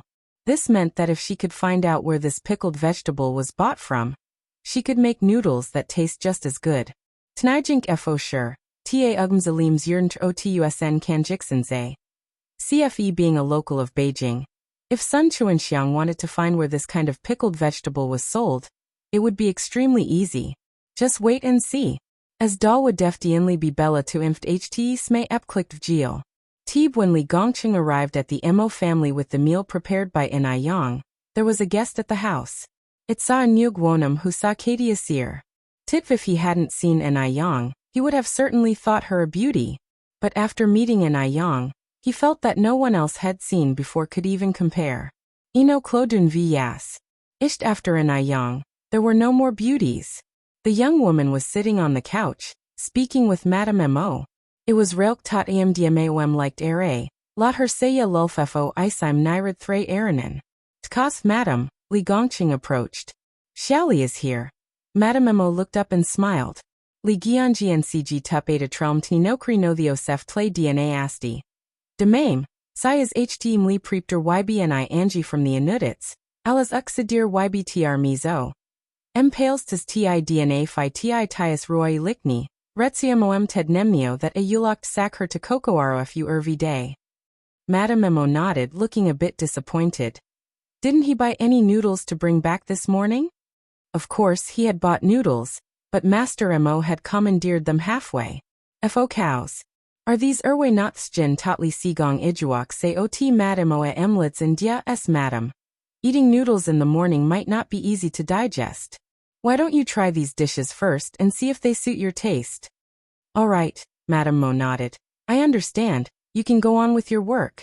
I'll genik ne bodwithlisk to damma, mo net ruint dna le. Ft Madame Mo turned to the young woman beside her and said with a smile. Xian, let me tell you, this Xiaoni is quite skilled in cooking. You haven't had breakfast yet, have you? Let's eat together and see what delicacies are in this thermal container. Chapter 90 Is that person an Aiyang? _1 I Xiaoni? And she's good at cooking? Could it be an Aiyang? Li Xianxian squinted subtly. The good cooking skills and the surname Anai made Li Xianxian unconsciously think of an Aiyang. Thinking of an Aiyang's beautiful face, Li Xianxian felt an unprecedented sense of crisis. But didn't Li Shu say that an Aiyang had married a bachelor? Could it be that Mu Yin is not an Aiyang at all? Did she mistake everything from the beginning? Li Xianxian thought until she was lost in thought. Xianxian, what are you thinking? Old Madame Mo waved an arm before an Aiyang. Oh. No, Li Xianxian quickly snapped back laughing. Grandma, is this Xiaoni's cooking really that delicious? Yes, especially that bowl of noodles, it's simply divine. Old Madame Mo continued. Hey, let's stop chatting, Xianxian, let's eat. Suppressing her worries, Li Xianxian responded. Okay, Grandma. Immediately, a servant brought 2 new sets of bowls and chopsticks over. Li Xianxian opened the thermos skillfully, laying out the food one by one, and generously served old Madame Mo a bowl of rice porridge, praising, It smells so good, Grandma. These must be really delicious. The pan-fried dumplings were fried to a golden brown on both sides, looking like adorable golden ingots. The mint porridge was crystal clear, pretty as agate and jade. The shredded pork with lettuce was fresh and crispy, paired with 2 red bell peppers. These dishes were like beautifully crafted pieces of art. Just the sight of these dishes was a feast for the eyes. Most importantly, they emitted a captivating aroma, making one drool. Not like other dishes that boast only appearance but lack flavor. This is what we call a flavor that combines the essence of taste and appearance. Gazing at these dishes, Li Xianxian was contemplative. An Aiyang's specialty was Cantonese cuisine. She never cooked simple home dishes, and she absolutely couldn't make dumplings. Let alone such beautiful Liaoyi dumplings. So this couldn't have been made by an Aiyang. Yes, there's no way it's an Aiyang. An Aiyang had been married off to that old bachelor a long time ago. She might even be suffering now. At this thought, Li Xianxian felt considerably relieved. As old Madame Mo eyed the dishes, she couldn't help but swallow, picked up a pair of chopsticks and said, Xianxian, let's eat quickly before it gets cold. Li Xianxian nodded, picked up a pair of chopsticks obediently, and only after old Madame Mo had taken the first bite, did she mechanically follow suit by taking a bite of the pan-fried dumpling. The frying of the dumpling was well controlled, crispy on the outside, while soft on the inside. After one bite, a splash of sour and spicy soup exploded from within, filling her mouth with a delicious tart, spicy and savory combination. The lettuce was crispy and refreshing, delicate and tasty, pairing very nicely with the dumpling and creating 2 different types of sensory experiences. It was so delicious that she couldn't stop eating. After finishing the dumplings and lettuce, she had a mouthful of refreshing mint porridge just in time to cut the grease. It felt like an upgrade in her life quality. Old Madame Mo had initially thought the pickled fish noodles were the most delicious food in the world, but now it seemed her previous experiences were just too limited. Old Madame Emo ate with joy. Good, good. Li Xianxian was also surprised. She had never eaten anything so delicious before. But in order to maintain her figure and image, Li Xianxian put down her chopsticks after having only a couple of dumplings. Old Madame Emo was surprised. Xianxian, are you done eating? Li Xianxian picked up a napkin and elegantly wiped the corner of her mouth like a well-bred girl, speaking softly. Grandma, I'm already full. You can have the rest. You only ate this much? Old Madame Emo frowned slightly, like feeding a cat. Li Xianxian smiled shyly. I've had a small appetite since I was little. In order to maintain her figure, Li Xianxian dared not eat too much. Though she has managed to maintain her weight, what troubled Li Xianxian was that a certain part of her body also scaled down with it. Therefore, to ensure she looks good in clothes, she stuffed a lot in her chest area. So Li Xianxian still had an amazing figure. Old Madame Emo laughed. You can't always eat so little, it's not good for your health. You have to eat more in the future.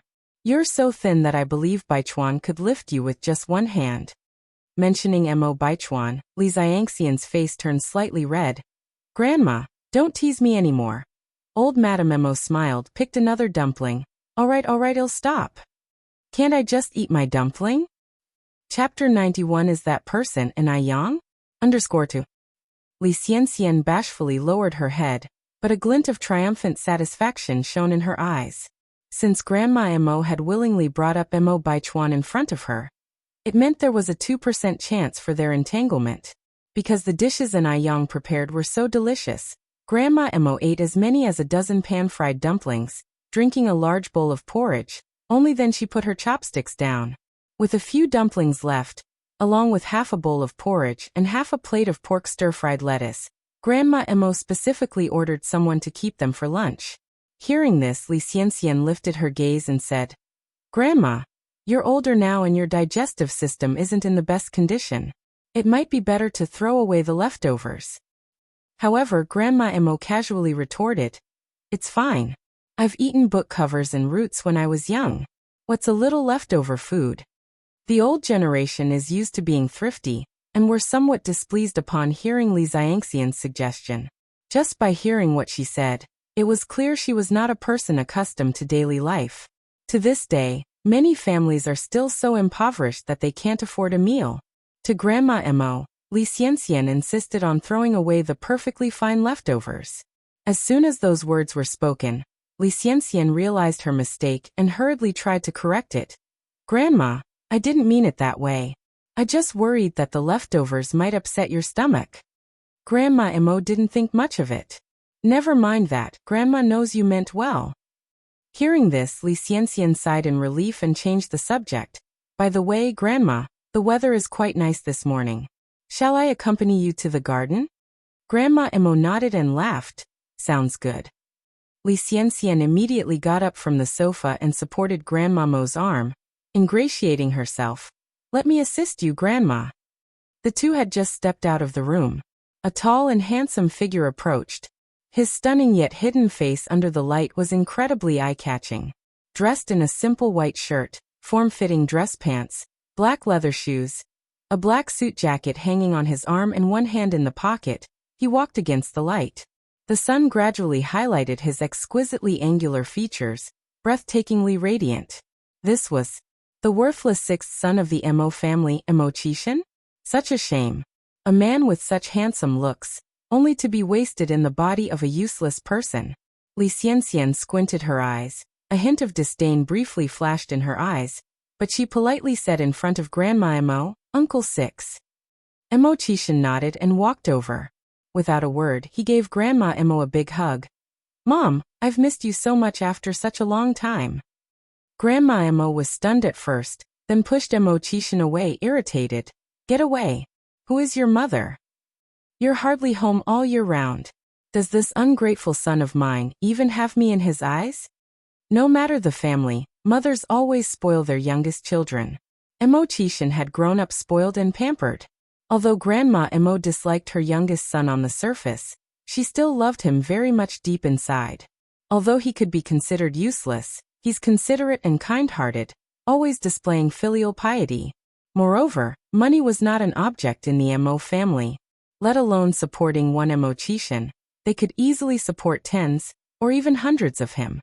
So, whether Emochishin was competent or not was not much of a concern to Grandma Emo. Mom, you fill my eyes, said Emochishin with a playful smile. Isn't there a lyric that goes, Mom is the best in the world. Children with mothers are precious gems. Am I not the gem in your hands? Emochishin's few words brought laughter to Grandma Emo. You're a grown man, still claiming to be a gem? Don't you feel embarrassed? Emochishin held Grandma Mo's arm. A child with a mother will always be a gem. Grandma Mo's laugh was even more hearty. As Li Xianxian watched from the side, contempt filled her eyes. This youngest son of the Emo family was truly a worthless piece of trash. Beyond making the elderly happy, he was good for nothing. She really wondered how the Emo family ended up having such a good-for-nothing. Emochishin's gaze casually swept over Li Xianxian. Strangely, Li Xianxian shuddered inadvertently. But when Li Xianxian looked up again, Emochishin had already resumed his wastrel demeanor. Did she see things wrong? Right, she must be seeing things wrong. How could a good-for-nothing have that kind of look? Chapter 92 Is that person an I Yang? _3. Madame Emo continued. Emo, are you out of money again? Because Emochishin was nothing more than a wastrel. Madame Emo was always worried about him running out of money. Emochishin said, No, I have money, you don't need to worry. Madame Emo retorted, There's no one else here, no need for embarrassment. Take this card. If you're out of money, I'll give you more. Helpless, Emochishin said, Mom, I really do have money. If he doesn't even have a decent job, how could he have money? Knowing that he wanted to save face, Madame Emo immediately put on a stern face and said, If I ask you to take it, take it. If you don't take it, don't call me Mom again. I don't want a son like you. Seeing Madame Emo act like this, Emochishin could only accept, because he knew that if he didn't, the old woman would surely worry about him not having enough to eat or being warm enough out in the world. At this, the contempt in Li Xianxian's eyes deepened. This Mo6 not only was a mama's boy but he relied on his parents for living expenses too. It was really sickening. Madame Emo continued, By the way, Emo Xianxian and I are going for a walk in the garden. Do you want to join us? Emochishin said, You two go ahead, I'm going upstairs for a nap. Madame Emo said, If you don't want to come, that's fine. Xianxian, let's go. Okay, Grandma. Understandingly, Li Xianxian took Madame Mo's arm, nodded at Emochishin, and then walked out with Madame Mo. The garden was in full blossom. The breeze was carrying the light scent of flowers, refreshing the mind. Li Xianxian was good at making people happy with her words. In just a few minutes, she had managed to cheer up Madame Mo. Girls are always better. They know how to make people happy. Unlike that Baichuan, always has a poker face. He finally got time off, but still doesn't know to spend more time with me, his old mother. As she was hoping to set Mo Baichuan and Li Xianxian up, Madame Mo would often mention Mo Baichuan intentionally or unintentionally. Li Xianxian said gently, Grandma, here I am with you. Besides, Mo is not young anymore. In a few years, when he gets married, there will naturally be a daughter-in-law to take care of you, and even give you a few great-grandchildren. By then, you will be a great-grandmother. Upon hearing this, Madame Mo's smile became even broader. No idea when that kid is going to settle down. Li Xianxian's eyes flickered. Didn't you arrange a meeting for Mr. Mo and Miss Zhou a few days ago? I heard that Miss Zhou is not only very beautiful, but also an overseas study alumni. These two are simply made for each other, a perfect match of looks and talent. Mentioning this, Madame Mo became angry. That dim-witted boy didn't even meet up with Miss Zhou. I'm left with no explanation for the matchmaker. They had clearly arranged to meet at the cafe. When that boy comes back, he'll have to answer to me. Hearing this, Li Xianxian pretended to be surprised. Oh, Mr. Mo didn't meet Miss Zhou? Madame Mo nodded. I wonder if he has someone else in his heart. Even if he does, he can't stand up Miss Zhou like that. Upon hearing this, a flash of excitement quickly passed through Li Xianxian's eyes. She knew that Mo Baichuan had her in his heart. It was just that he was too shy to admit due to his macho pride. Otherwise, he wouldn't have stood Zhou Yalan up for her sake. Everything Mo Baichuan did must be for her. Thinking about this, Li Xiangxian's heart was as sweet as if it had been filled with honey. Li Xianxian masked her emotions and continued. I don't think there are any women in Mr. Mo's heart. Although there are female comrade-in-arms in the base, Mr. Mo never approaches them. At the base, the only one who could approach Mo Baichuan was her and nobody else. Thinking about this, Li Xiangxian's heart fluttered again. On hearing this, Madame Mo turned to Li Xianxian, puzzled. That's strange. If there's no one in Baichuan's heart, why didn't he meet Miss Zhou? Li Xianxian laughed. It might be for some other reason. After all, I've never seen Mr. Mo interact with other women. The last words were quite enlightening. She hasn't seen other women. But there is Li Xianxian. Upon hearing this, Madame Mo reacted quickly. Her eyes filled with realization as she looked at Li Xianxian. Chapter 93 Is that person in Yang? _4. That's right. The person who has always been closely following Mo Baichuan is Li Xianxian. Could this kid have fallen for Li Xianxian? Noticed the gaze of Granny Mo. Li Xiangxian's face blushed a bit, and she shyly said, Granny, why are you looking at me like this? Do I have something dirty on my face? As she spoke, Li Xianxian touched her own cheek, feeling puzzled. Granny Mo laughed benignly. No, our Xianxian is beautiful. Oh Granny, you're making me shy. Li Xiangxian's voice softened a few degrees. All right, I'll stop speaking. Granny Mo looked at Li Xianxian, who was as beautiful as a fresh flower, and suddenly came up with a plan. After a moment, Granny Mo continued. Right Xianxian, how is the issue with the divine doctor from Jiangnan progressing? Mo Hudi was banking on this divine doctor to save her life. Considering this, Granny Mo's smile faded slightly. Li Xianxian then said, Granny, don't worry, I have already contacted the divine doctor. He said that he might not have time to come over for a while, and we might have to wait a bit more. But she feared that Mo Hudi couldn't wait much longer. Li Xianxian seemed to perceive Granny Mo's underlying concern. Granny, don't worry, the divine doctor has promised to send us some life-saving elixirs first. Currently, he has a very serious patient under his care. Once that patient is healed, he will immediately come here. Hearing this, Granny Mo was considerably relieved. Xianxian, is it really true that the divine doctor will send the medicine over? Li Xianxian smiled. Granny, what are you saying? Could I lie to you? That's good. Granny Mo took Li Xiangxian's hand, exclaiming, Xianxian, I don't know how I can ever repay you. The divine doctor from Jiangnan is known for his eccentric temperament. Moreover, he refuses to treat people surnamed Mo or Yang. If it weren't for Li Xianxian, they would be helpless. Granny Mo was so moved that her eyes reddened. Granny, Li Xianxian said earnestly, there's no need for you to stand on ceremony with me. Granny Mo nodded. Just at this moment, an eye-catching figure walked through the flower garden. With every step, it was as though he was walking right into Li Xiangxian's heart. Li Xianxian gazed at the figure, her eyes filled with infatuation, almost forgetting to breathe. Seeing Li Xianxian like this, Granny Mo's smile deepened. Her grandson was truly magnificent. So handsome. Look at how smitten the young lady is. Chuan is back. Granny Mo went forward to greet him with a beaming smile. Granny. Mo Baichuan reached out to steady Granny Mo. At this time, Li Xianxian also reacted, quickly reaching out to support Granny Mo's other arm, saying softly, Granny, let us accompany you for a walk. There's no denying that the way she conversed was clever, and she had high emotional intelligence. Granny Mo smiled widely. Very well.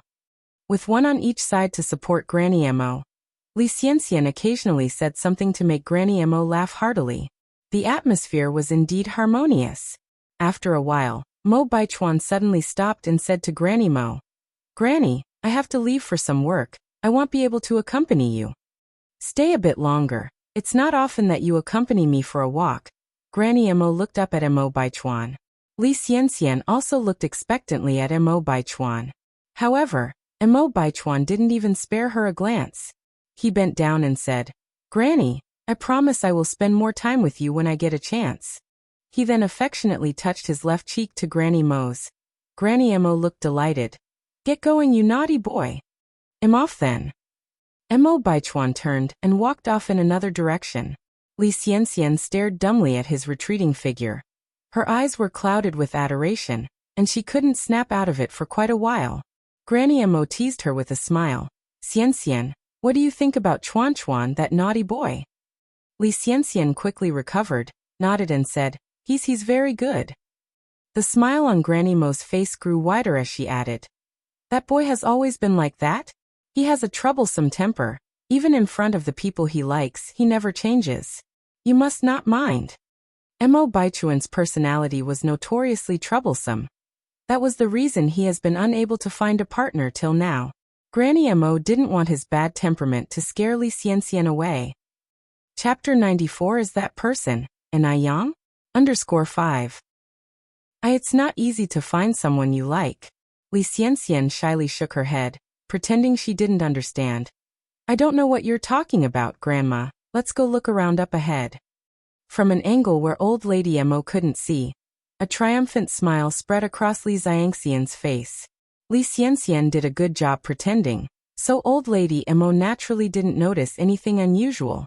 Over at the Yurdist Road morning market, Enai Yang had prepared more than 600 bowls of noodles today, and sold them all before noon. There were still many customers who didn't get a chance to have noodles. Little boss, you only prepare so few noodles every morning. Are you deliberately tempting our appetites? Joked a customer who stood in line for a long time without getting his noodles. Exactly, little boss, are you doing it on purpose? A lot of customers joined in the buzz. Mu Qingli distributed small cards to everyone and apologized. I'm really sorry, there are limited bowls of soup noodles every morning, and I can't keep up by myself. You can come over earlier tomorrow. With this small card, you can get a 5-cent discount per bowl. This earned considerable approval from the crowd. 5 cents. That could buy one old-fashioned popsicle. The little boss indeed knew how to do business. Who else would be willing to give up this 5 cents? Enai Yang distributed all more than 100 cards until none left. After giving out all the cards, Enai Yang started to clean up the stall and prepared to go home. Today was Saturday, so as Enai Yang just walked over to the shop, she saw Lu Wei sitting on a bench in front of the door reading. Upon hearing footsteps, Li Wei immediately looked up. As expected, it was Enai Yang. Enai Yang, have you started packing up? Li Wei initiated the conversation. Yeah. Mu Qingli nodded. Li Wei continued. Enai Yang, I have a question to ask you. Enai Yang swiftly arranged the table and chairs. What's the matter? Li Wei took out an English test paper next to him. This problem was one of the most prone to errors in high school English.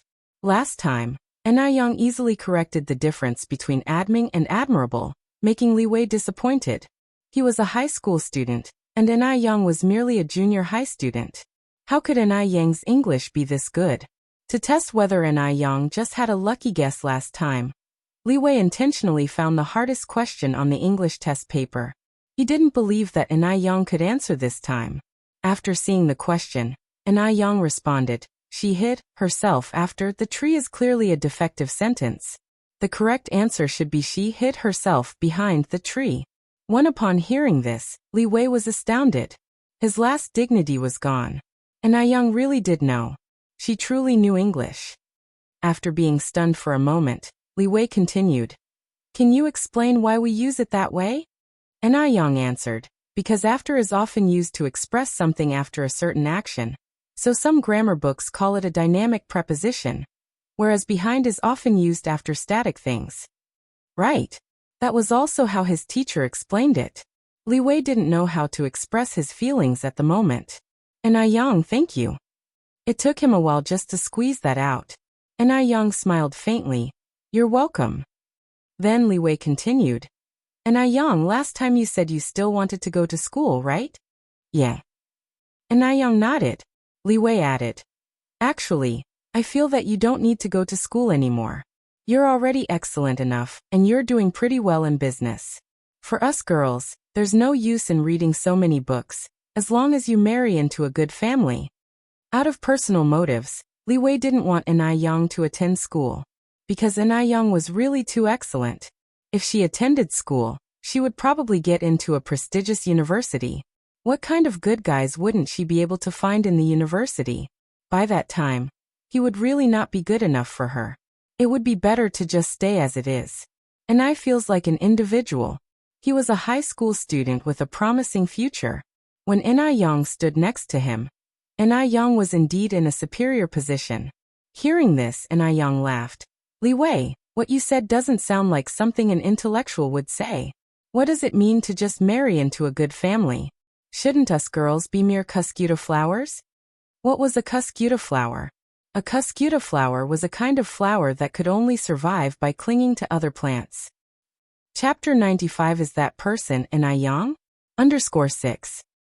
Having his feelings laid bare by Enai Yang, Li Wei's face flushed crimson, worried that he was not good enough for Enai Yang, yet too embarrassed to voice these concerns directly. No, that's not what I meant.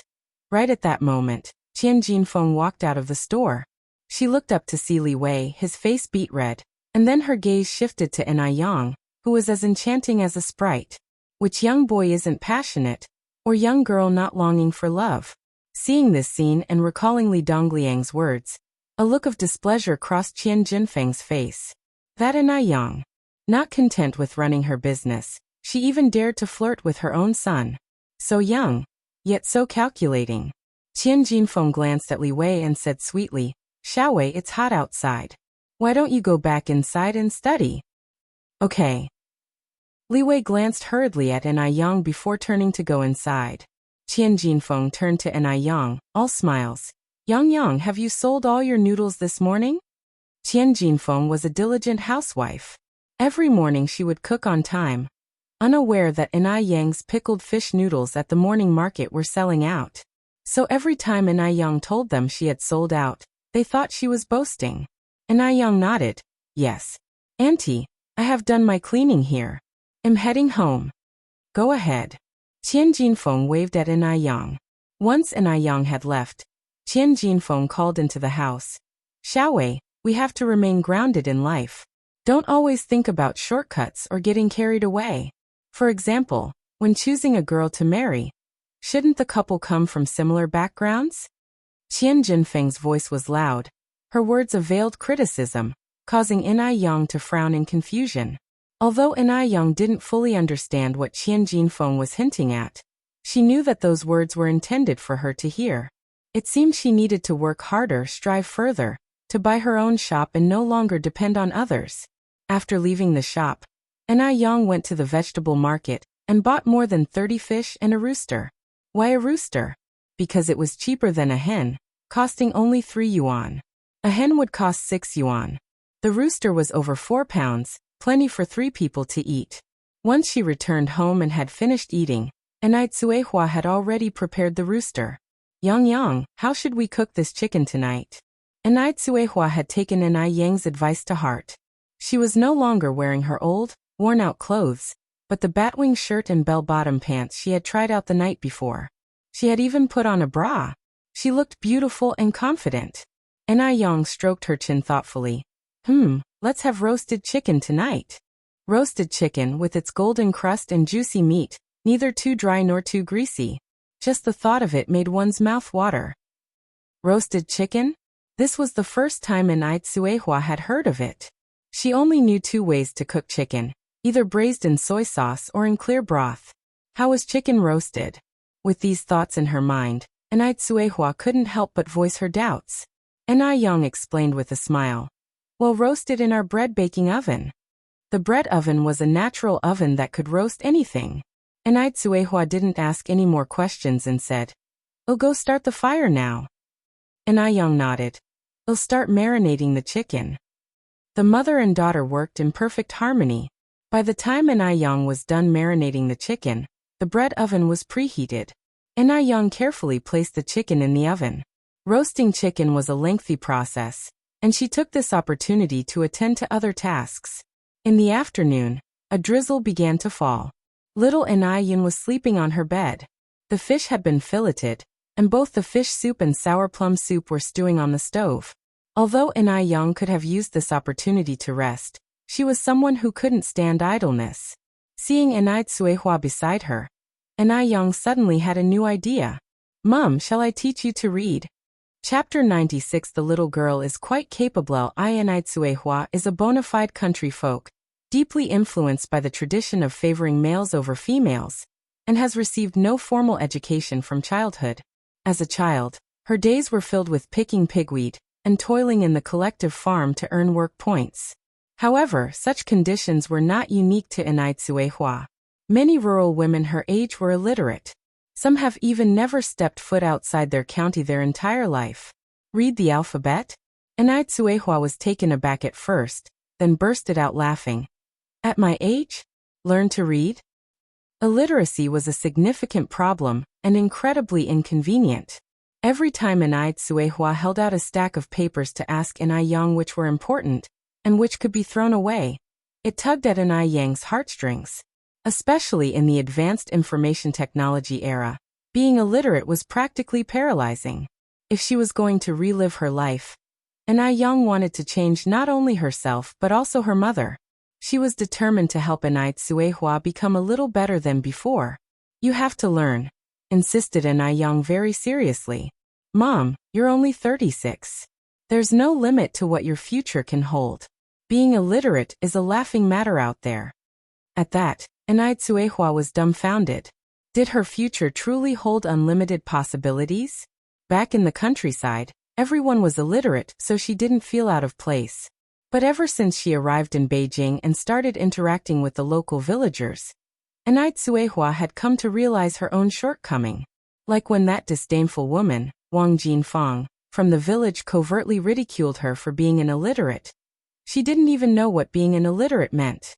And she had just laughed along with everyone else. It wasn't until much later that she found out illiterate meant not knowing how to read or write, being uneducated. Thinking about this, the smile on Inai face gradually faded. Looking up at Inai she asked, Yang, can I still learn now?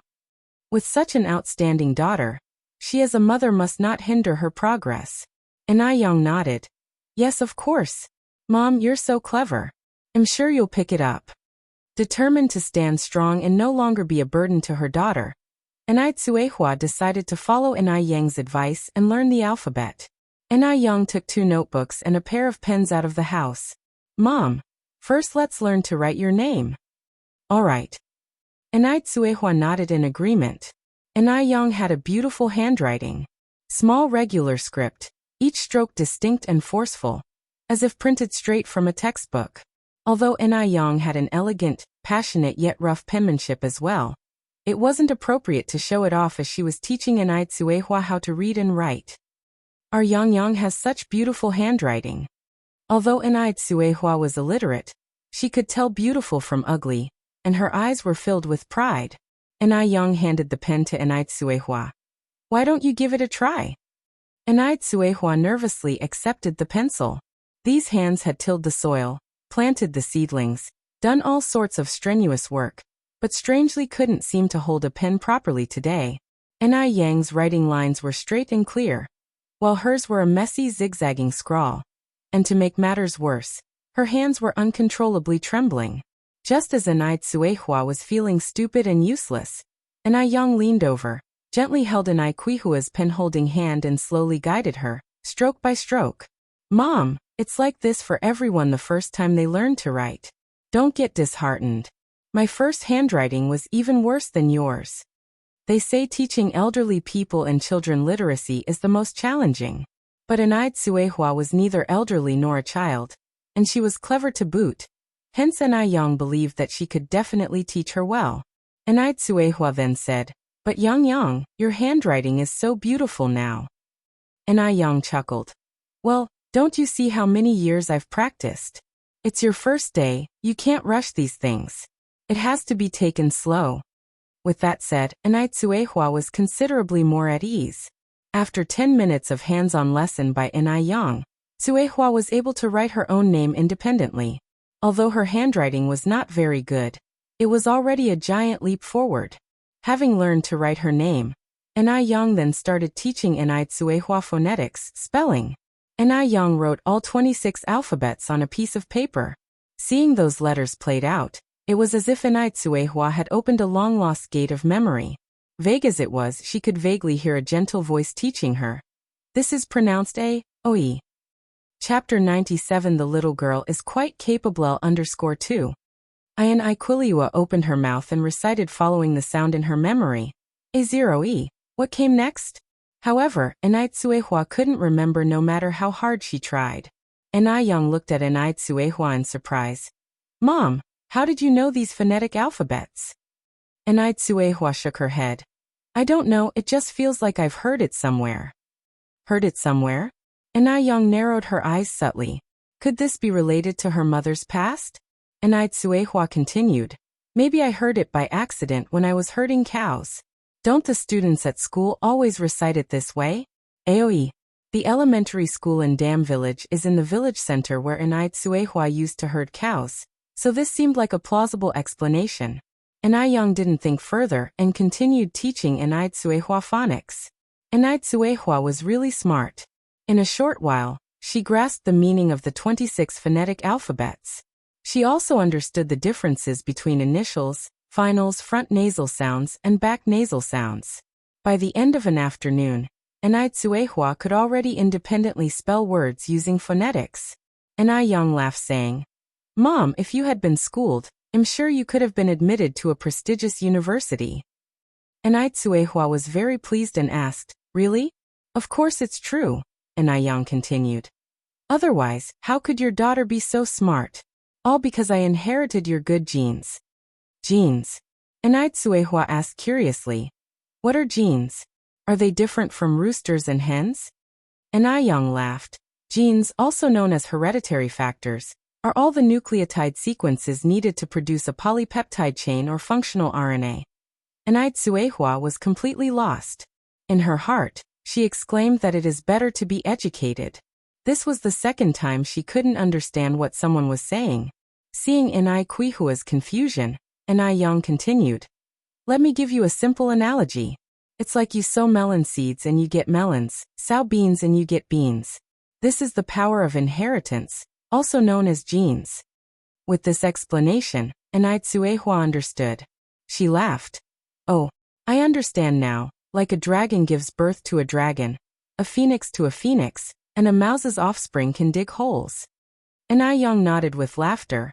Right, that's the principle. After saying this, she added, Mom, you stay here and study phonetics. I'm going to prepare tonight's dinner. Anaitsuehua immediately stood up. I'll go with you. Anayang smiled. No need. I can manage by myself. One after finishing speaking, Anayang turned and walked towards the kitchen. Tonight's main dish is roasted chicken. However, eating roasted chicken alone can cause one to feel satiated, so she can prepare a couple of dishes to balance out the greasiness, and a soup. Anayang pulled out the menu. The first dish, stir-fried green pepper with king oyster mushrooms. The Compendium of Materia Medica records king oyster mushrooms as sweet in taste, moderate in character, strengthens the spleen and stomach, nourishes the heart and calms the mind, nourishes the blood and moistens dryness, and has a good effect on hair maintenance. Hence, this dish is prepared to prevent hair loss. After all, hair is the second face of a person. One must take good care of it. Second dish, sour and spicy tender ginger mixed with lettuce. Ginger is rich in protein, sugar, fat, iron, salt, etc., as well as rich gingerol and shogal, hailed as the king of rust removal, and lettuce contains abundant fluorine elements. This combination can effectively whiten teeth. If only the external image is good, but one reveals a mouth of big yellow teeth when they speak, it's not attractive. Toothpaste cannot bring about such whitening effects. In her previous life, Anayang wasted quite a bit of money to whiten her teeth. She even resorted to expensive porcelain teeth, but artificial ones can't compare to natural ones. Therefore, in this life, Anayang decided to take care of her own teeth. Even if one is born beautiful, they still need to be maintained. If not maintained, soon one will become haggard from kitchen smoke and turn into a yellow-faced woman. The third dish is soup, adenophora and polygonatum soup with pork ribs. The Compendium of Materia Medica classifies polygonatum as a top-grade medicinal material and records. Treats all deficiencies, long-term use gets rid of a dark complexion, promotes a good skin tone and moistens skin, lightens the body and slows down aging. Hence, adenofera and polygonatum soup with pork ribs has a great effect in whitening and moisturizing the skin. After deciding on what to eat for the night, Yang began to prepare. Having prepared all these dishes, night gradually fell. Tsuehua was collecting clothes in the yard. She was very focused, reciting the 26 phonetic alphabets while collecting clothes, and didn't even notice when Yang passed by her. Chapter 98. The little girl is quite capable. _3. Yang walked to the oven. And as soon as she opened the little door of the oven, she was greeted with an alluring aroma of roasted chicken. No franchises such as KFC, McDonald's, or Howdada can compare to the aroma of the chicken roasted in this oven. Yang wasn't initially hungry, but upon catching this aroma, her mouth began to water uncontrollably. It was indeed too fragrant. Soon the aroma filled the entire yard. The moment Chungue entered the yard, she smelled the aroma and exclaimed, Yang, what delicious dish are you cooking again? She felt incredibly lucky to have met Yang on the train. Yang, carrying a dish, walked out of the kitchen and smiled. Antonai, can you guess? Chungue took a sniff. It smells so good, I guess it must be meat? Tsuehua approached from the side. Sister Chungue, can you guess what meat it is? Chungue laughed. It must be pork, right? What else, besides pork, can be made so fragrant? Such aroma is absolutely delightful. It's chicken. Tsuehua replied. Chungue paused, expressing her surprise. Chicken can be made this fragrant? Chungue had eaten chicken stew and chicken soup before, but she had never even seen chicken made this fragrant before. Tsuehua continued, yes, it's chicken Yang's roasted chicken. Sister Chungue, please wash your hands and prepare to come in for the meal. Roasted chicken?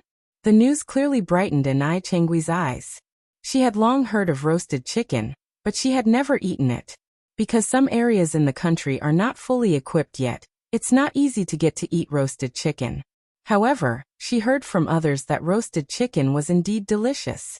Chungue couldn't resist swallowing her saliva. All right, I will be right there. She immediately went to the well to wash her hands. When Chungue came to the living room after washing her hands, Yang had already prepared the meal and set the bowls and chopsticks. But the first thing Chungue noticed was not the food, but Tsuehua. In the dark yard just now, she couldn't see clearly. She didn't realize that Tsuehua was dressed so nicely today. Yang's mom looks very pretty today. Looking at them, Yang's beauty and confidence were clearly inherited from Quihua's superior genes. Tsuehua was a little shy and tugged at the corner of her clothes. This daughter of mine, Yang, insisted that I dress this way. Chungue laughed. This dress suits you very well. You should have worn it long time ago. Chungue looked at the shiny roasted chicken on the table with astonishment. Yang, how did you roast this chicken? Yang explained. It was roasted in the oven. Chungue nodded, sighing. Yang, you're truly amazing. Even if I had an oven, I wouldn't be able to roast this. Antonai, you are just being modest. Anyone could learn it as long as they are willing to spend their heart on it.